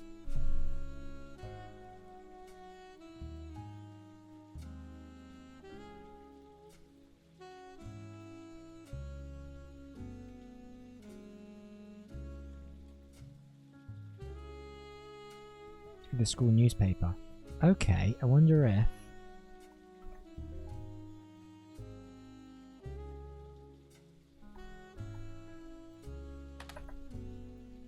these universities are notable private college that advertise itself as midway between Maine and Miami. Mascots are spectres, although they are not known for their sports programs as much as their education. Their legal and language departments are their pride and joy, although they also have extensive computer science and robotics programs. Along with other prestigious schools that haven't quite reached the notoriety of Ivy League schools, some refer to it as Little Ivy. This college has embraced this calling newspaper the Herald, which is a combination of the Hedera, scientific name for Ivy, and the Herald. Get you guys. The website boasts that they have a historical technology museum on campus, including a still functioning computer from the 1960s. It takes up a full room. They also have a printing press that they use to print one special year-end issue of the Herald each year. I'm going to school newspaper. University appears to be available in your protocol archive. Research discovered its name as a combination of Hedera and Herald. Where is it? Herald? Team Talon Claw. Herald is a story about the school's robotics team, Team Talon Claw. It lists 3 student members and talks a bit about each of their history, including their interest in robotics. The only one that catches your attention is Lucy Lang. She grew up in China as Min Lang. Can we do Min? Is that going to be an option? Yes! Anyway. Booker came to the US specifically to attend university. She says she grew up around factory-scale machines that assemble products that could be shipped all over the world, and the moving parts and automation fascinated her. However, as she progressed through the major, she became obsessed with smaller, more powerful hydraulics as the mechanism closes such as the mechanism that closes Talon Claw's weapon. In addition to robotics, she loves linguistics. One of her hobbies since coming to the States has been collecting accents. In her spare time, she practices not only removing any trace of her native inflection, but also quickly switching to multiple different regional accents. She feels her personal best is the Southern Belle, but her favourite is the Valley Girl due to its use in popular culture. That's got as a picture, now in your evidence.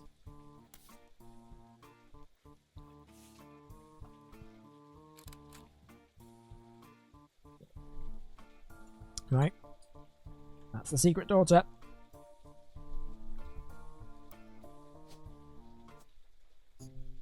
Boom. These ranges are correct and have been locked.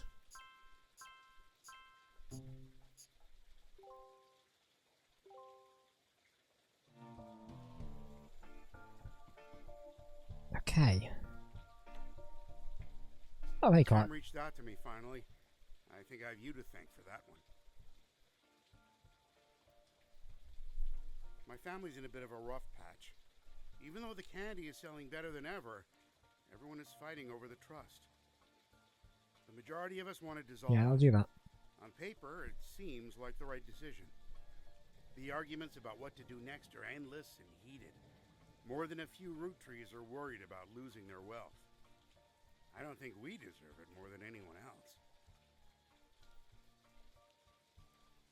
I love my family, my wife, my daughters, even my son, who I hardly ever get to see. I want to keep them safe and secure. I didn't do anything to deserve this fortune. Hell, I probably deserve it less than most. It took me way too long to get my life together.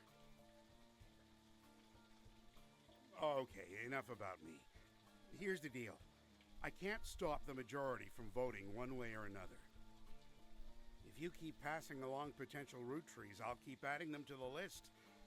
On the other hand, there's been some leaps forward in genetics. It may sound like science fiction, but we can actually determine who's in the family just by testing their DNA. What you've done so far has been very useful. Just keep filling out the tree and we'll prepare for the tests. Do you have any more evidence for me? Nope. Oh, god damn it. Alright.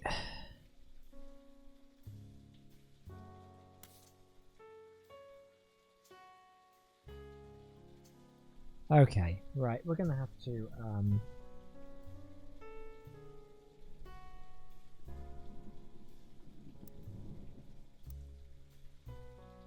just gotta get another 8, sort of. Why is this guy? I don't. I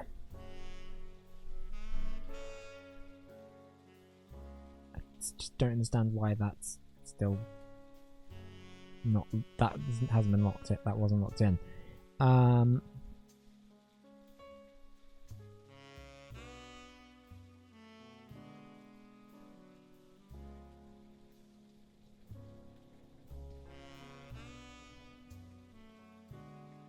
Okay, so I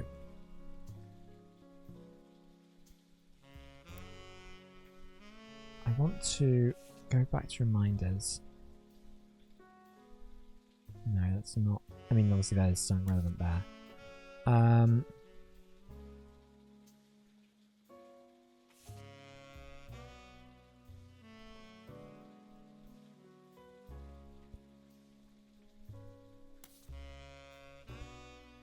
And they needed the.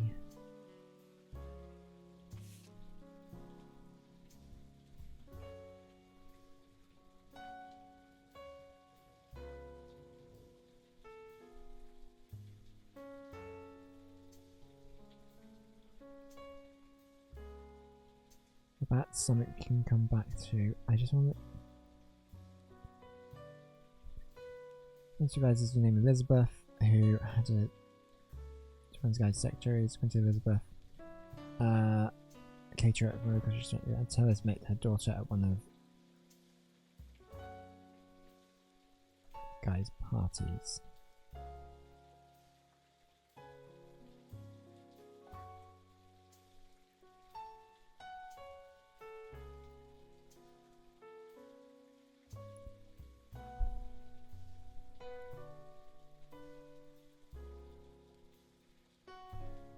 So a caterer from Tillis met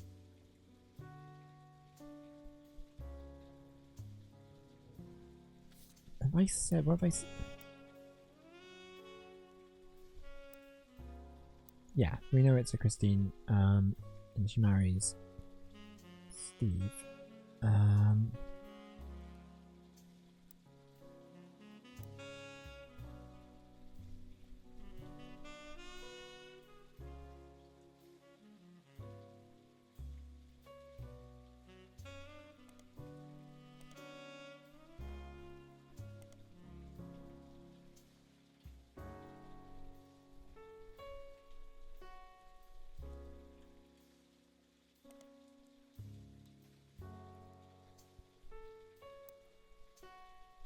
But I still want. I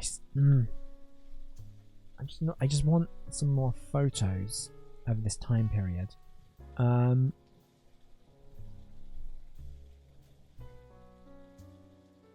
So I can like put names to put faces to names and stuff. Because like I've got the people. I just need the faces, and like, I'm pretty sure I've got like what their jobs are as well.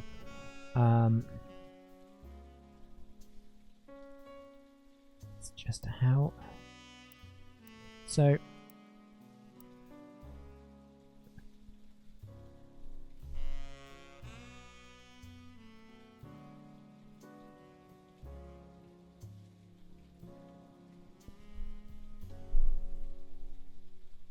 Wait, hang on. So for the parties, can we get any information from the evidence about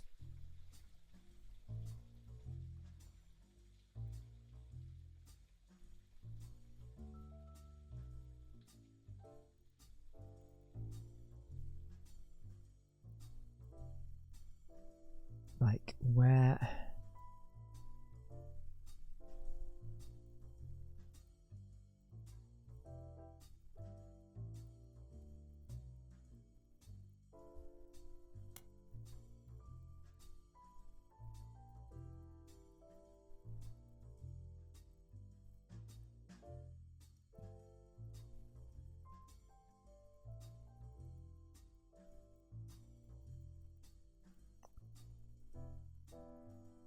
I'm just wondering if we can get any details on like so.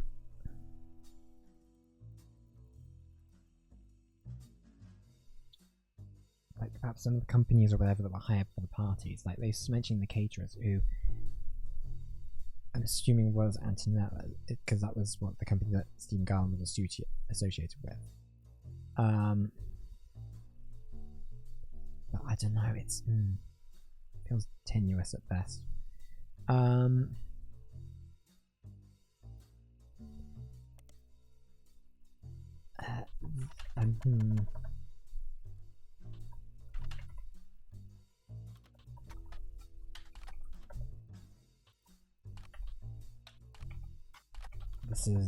This is a very like, yeah, maybe there's something in the Butler County Times.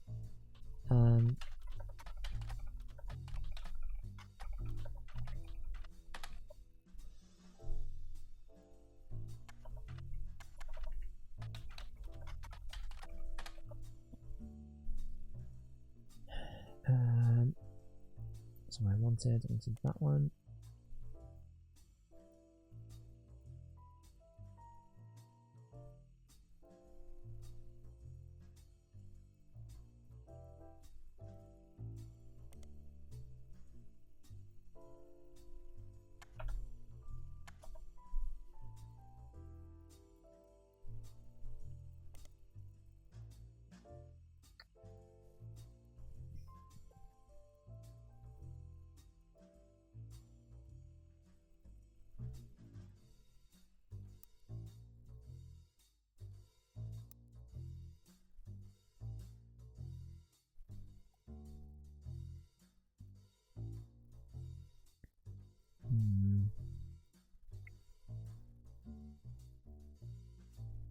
There's still something here, though.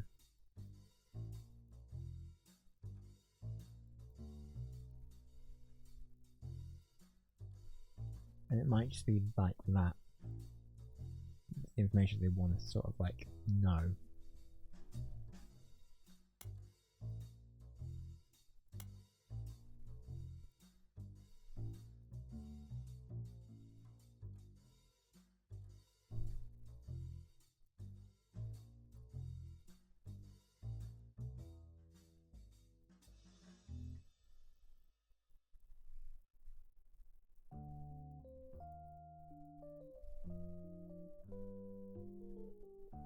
mean, what I kind of want to do is I kind of want to...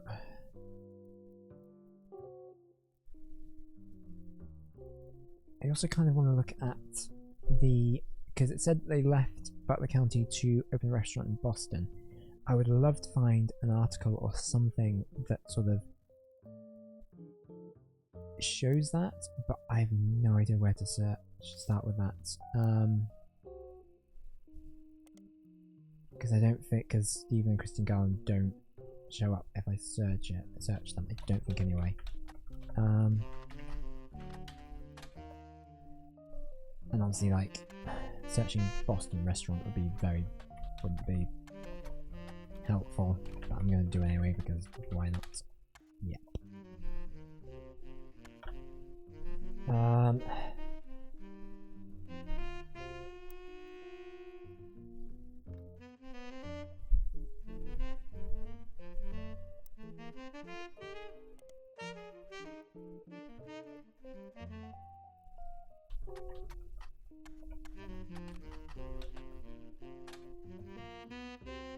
Yeah, no, I looked this up earlier.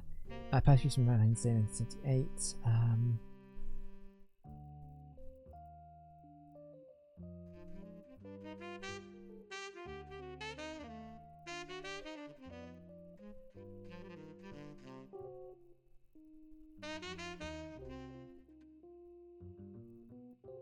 There's obviously something trying to save up money to move to Boston and open up their own restaurant.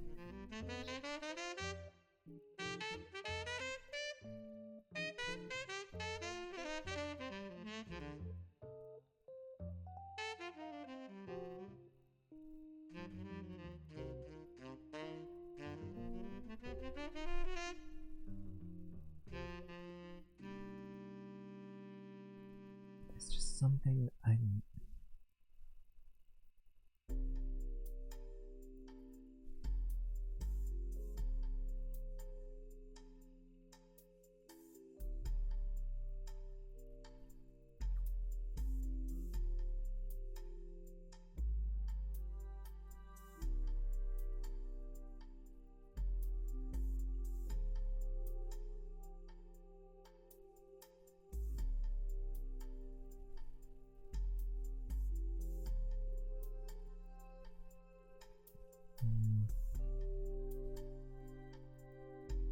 He was a chef, and then but he was a caterer before then.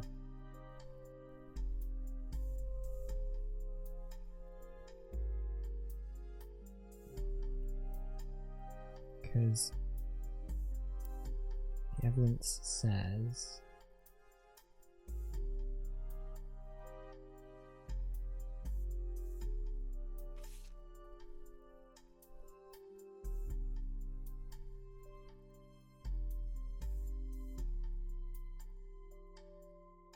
yeah, they met at one of the guys' parties.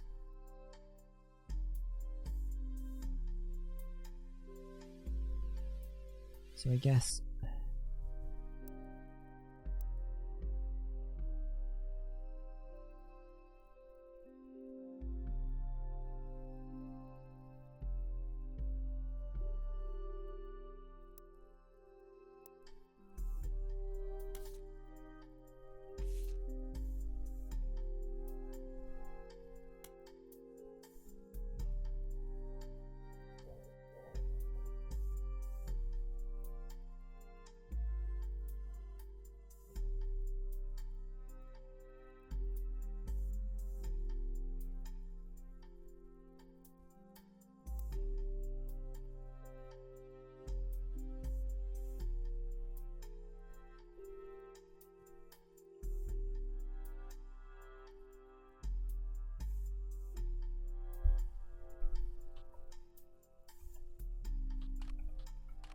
I'm gonna say Steve Garland.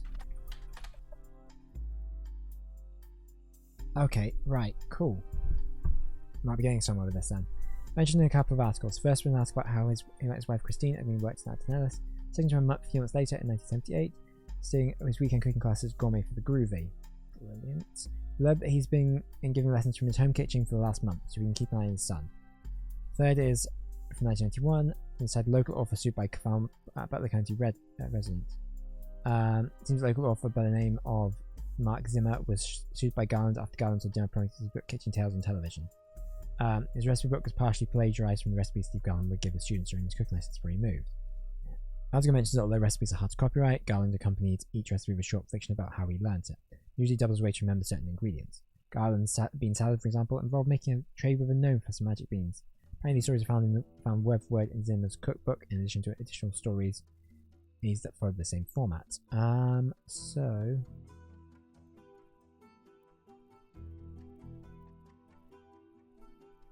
So Kitchen Tales by... Actually, I'm going to look this up first, just... Crap.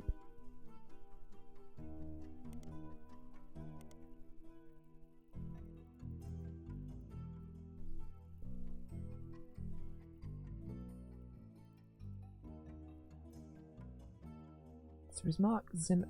It was Rochelle Zimmer as well, was like the owner of the restaurant when it closed as well. That's interesting.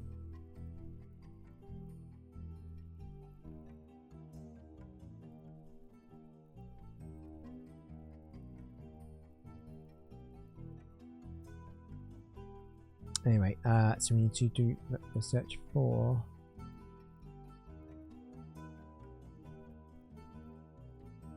Kitchen Tales at Mark Zimmer.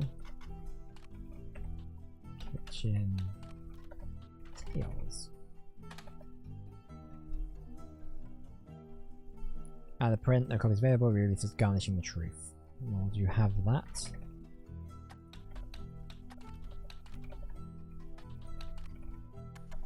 Yeah, Truther.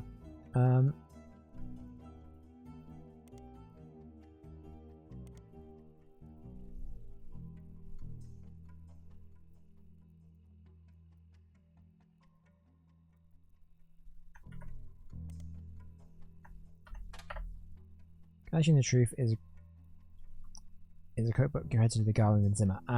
Produced in 1994. It's actually quite successful. The duo appeared to promote it on a daytime talk show. Multiple printings since. According to the book review, the recipes are accompanied by stories that help the reader remember their ingredients. The reviewer says it seems imperfect for them to cook for the entire family. So it's Steve Garland and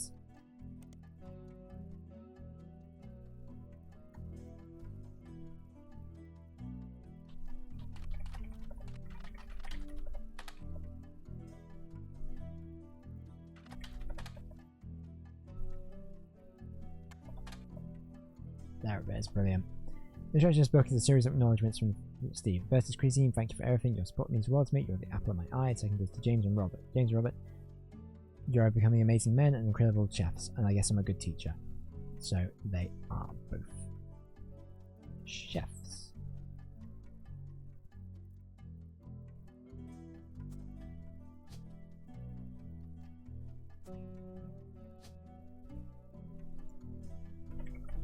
I haven't got this in the right, probably don't have this in the right order, but sure.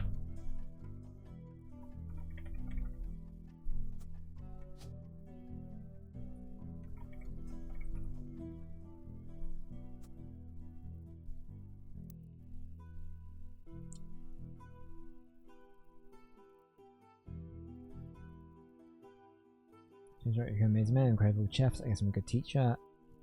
Prove my storytelling approach, your recipes could be popular. Without you, this book couldn't exist. It's forwarded by Mark Zimmer. When I first met Steve in 1978, he taught a cooking class. Next time I saw him, it was over a decade later when he was suing me for stealing his recipes. Yes, really. So you might wonder what I'm doing in this introduction. Well, turns out Steve and I had more in common than we thought. Instead of settling in court, we settled it at McCarran's brew house over a game of darts. We had to give us the famous drink of the night free for an entire year of mentioning them. At the end of the game, he and I agreed that we both rather make a ton of money together rather than spend a ton of money on lawyers. It's pretty rare to meet your best friend so late in life, but when I decided to retire, I moved to Boston just so we could hang out. So if you're browsing this book in a bookstore, please buy a book. We need more money for when the free beer runs out in the bookstore. Could probably use the sale. Fair play. I'm going to have a search for that.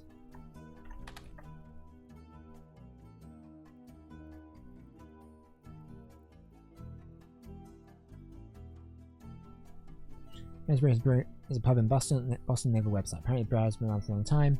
Satirists are famous people have a drink there, including former President Kennedy. There's also a few listings for television shows and books that have mentioned McCarran's as well as how they came up. One of them is Garnishing the Truth, which the site has this to say about it. Local and regular Stevie G wrote the book about food. We prefer cocktails, but he gave us a shout out and we ain't gonna say no to free press. Go back, there's a kids joint Friday, and then swing by to meet him for a drink. Interesting. Friday's a fairly popular restaurant in Boston. They have a website, but locals seem to mention in various places. One more in-depth review says it's not a full restaurant, just a front door and a very small interior with a window. And usually, the restaurant only serves vegetables. Interesting. But a lot of reviewers say, in spite of that, it's delicious. Yeah, no, I'd eat that. That sounds great. You find a short story about it at this website called My Boston Homepage. Interesting. However, Rand's page seems to link just random sites related to Boston. Tell personal anecdotes related to Boston. Give a variety of short opinions on things in Boston. It's very unorganized. Has to say about Friday. Wicked overrated. Sorry, chef's signature, so I went and there was a huge line and they didn't have a single meat dish. What's even the point? Interesting. Signature amount relative to food and trendy restaurants. They have cover subjects all over the United States. I wonder if...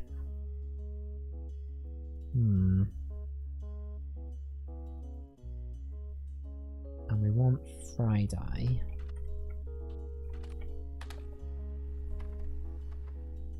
Cover Friday lesson. You go right around the time you were doing an initial investigation. Each chef's signature tends to focus on a restaurant. And like the magazine's name implies, each restaurant lists the main dish that the head chef is known for. Friday's signature is samosa cone. Many cover articles have been added to your evidence. I wonder if they also have done something on... Okay, crap. Read the end of that article. It's delicious as it all sounds, the restaurant doesn't seem relevant. Rarely just search anyway. Essential dish, cobweb cobbler, chooses candies floss atop a blackberry pie. Oh, that sounds good. Also have a cheesecake they call the dust bowl. Just served in a mason jar. Has very finely crushed cookie atop it.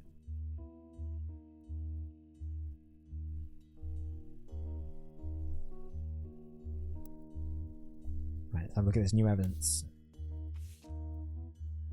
Nice.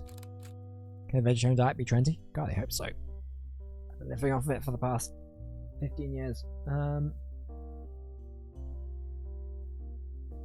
Chef Signature, a nationally published magazine targeted fans of unusual restaurants, featured James and Robert Garland on the cover of their 1990 issue. According to the article, the two brothers in a small walk-up window in Boston called Friday. Play on the tie-dye shirts that the servers wear. Exclusively serves vegetarian dishes. Most of the offerings are heavily inspired by the powerful spices found on Thai and Indian food, such as the samosa cone, which is from a distance on what resembles a traditional ice cream, complete with waffle pattern. Instead, it contains fried potatoes, pureed peas, carrots, and a special ginger-based sauce. And I want it right now because that sounds amazing, and now I'm really, really hungry. Robert, who is 3 years younger than James. Right, we have ages. Yes, okay. Jokes that although the age difference has left him delegated to wear the sous chef jacket his whole life, he doesn't mind. As a result, James answers interviewers' questions. James credits his love for food and his culinary skills to upbringing. Most kids hate vegetables growing up, but they don't have parents like me and dad, like we did. My father was a chef and my mother grew up on a farm that supplied his restaurants. That's how we met. I don't have any memories from the farm or anything like that since we moved here before I could even talk. He told me stories. Dad's a great storyteller. He even wrote a book that partially helped fund Friday. When we moved, they were looking to open in their own restaurant together. Fortunately, they never got off the ground. His line cook gig ended up being less temporary than he hoped, and she had to go back to work as a secretary even after Robert was born. Interesting. Okay. Before we were old enough to go to school, we spent days with my aunt. In the diner where we worked, my dad had no room for experimenting, so he exercised his skills at home on his days off. We'd always go shopping and cook as a family on those days, and even though we were hyper kids running around and causing ruckus, it's some of our family's favourite memories since we were all together. Mum always had the eye for the best vegetables. For him to work with and she did her best to pass that on to us. Okay, so I'm going to put her job down as secretary. Again. That's right. So I guess which one is the... I guess he's probably the older one. You can't really tell. We're gonna have to like sort of do a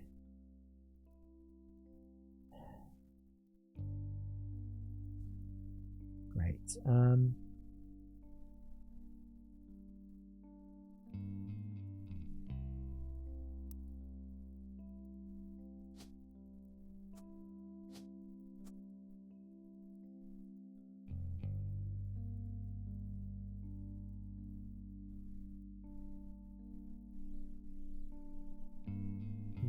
I don't. We still need a photo of her though. That's the thing.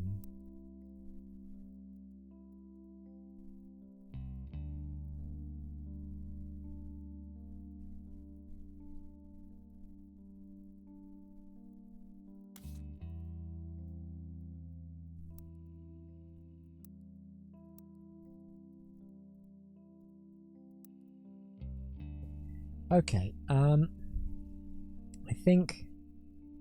I think we're gonna call it there for the day at this point. And we'll come back in tomorrow and we'll try and hopefully we'll make like a ton more progress and we will get these guys for lack of a better term, affairs in order. Because I really want to get we just need the photos. That's like all we need, and that's proving really difficult at the moment. Because I don't know how we find those. I just feel like we're missing the evidence needed. But we'll regroup tomorrow, and we'll back again tomorrow, and we will figure it out. What the correct solution, how to find those photos, and where we go from there. And then obviously we can work on the Elias affair, which is still a big nothing. At the moment there's so much here. This is huge. Wild how big this is going to be. And then even more,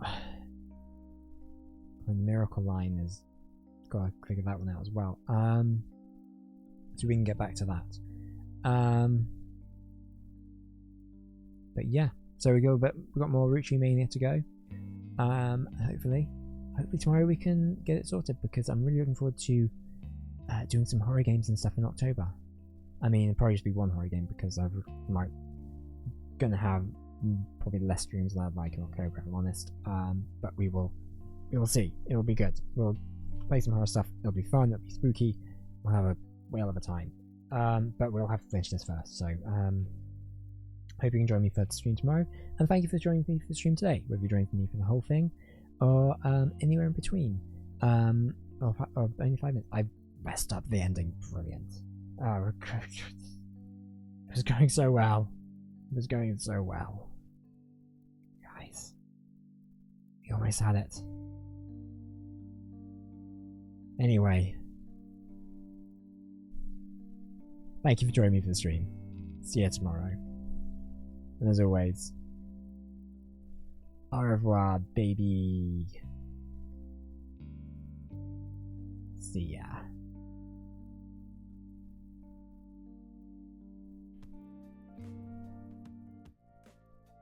Bye. Let's enjoy some really cool Persona remixes.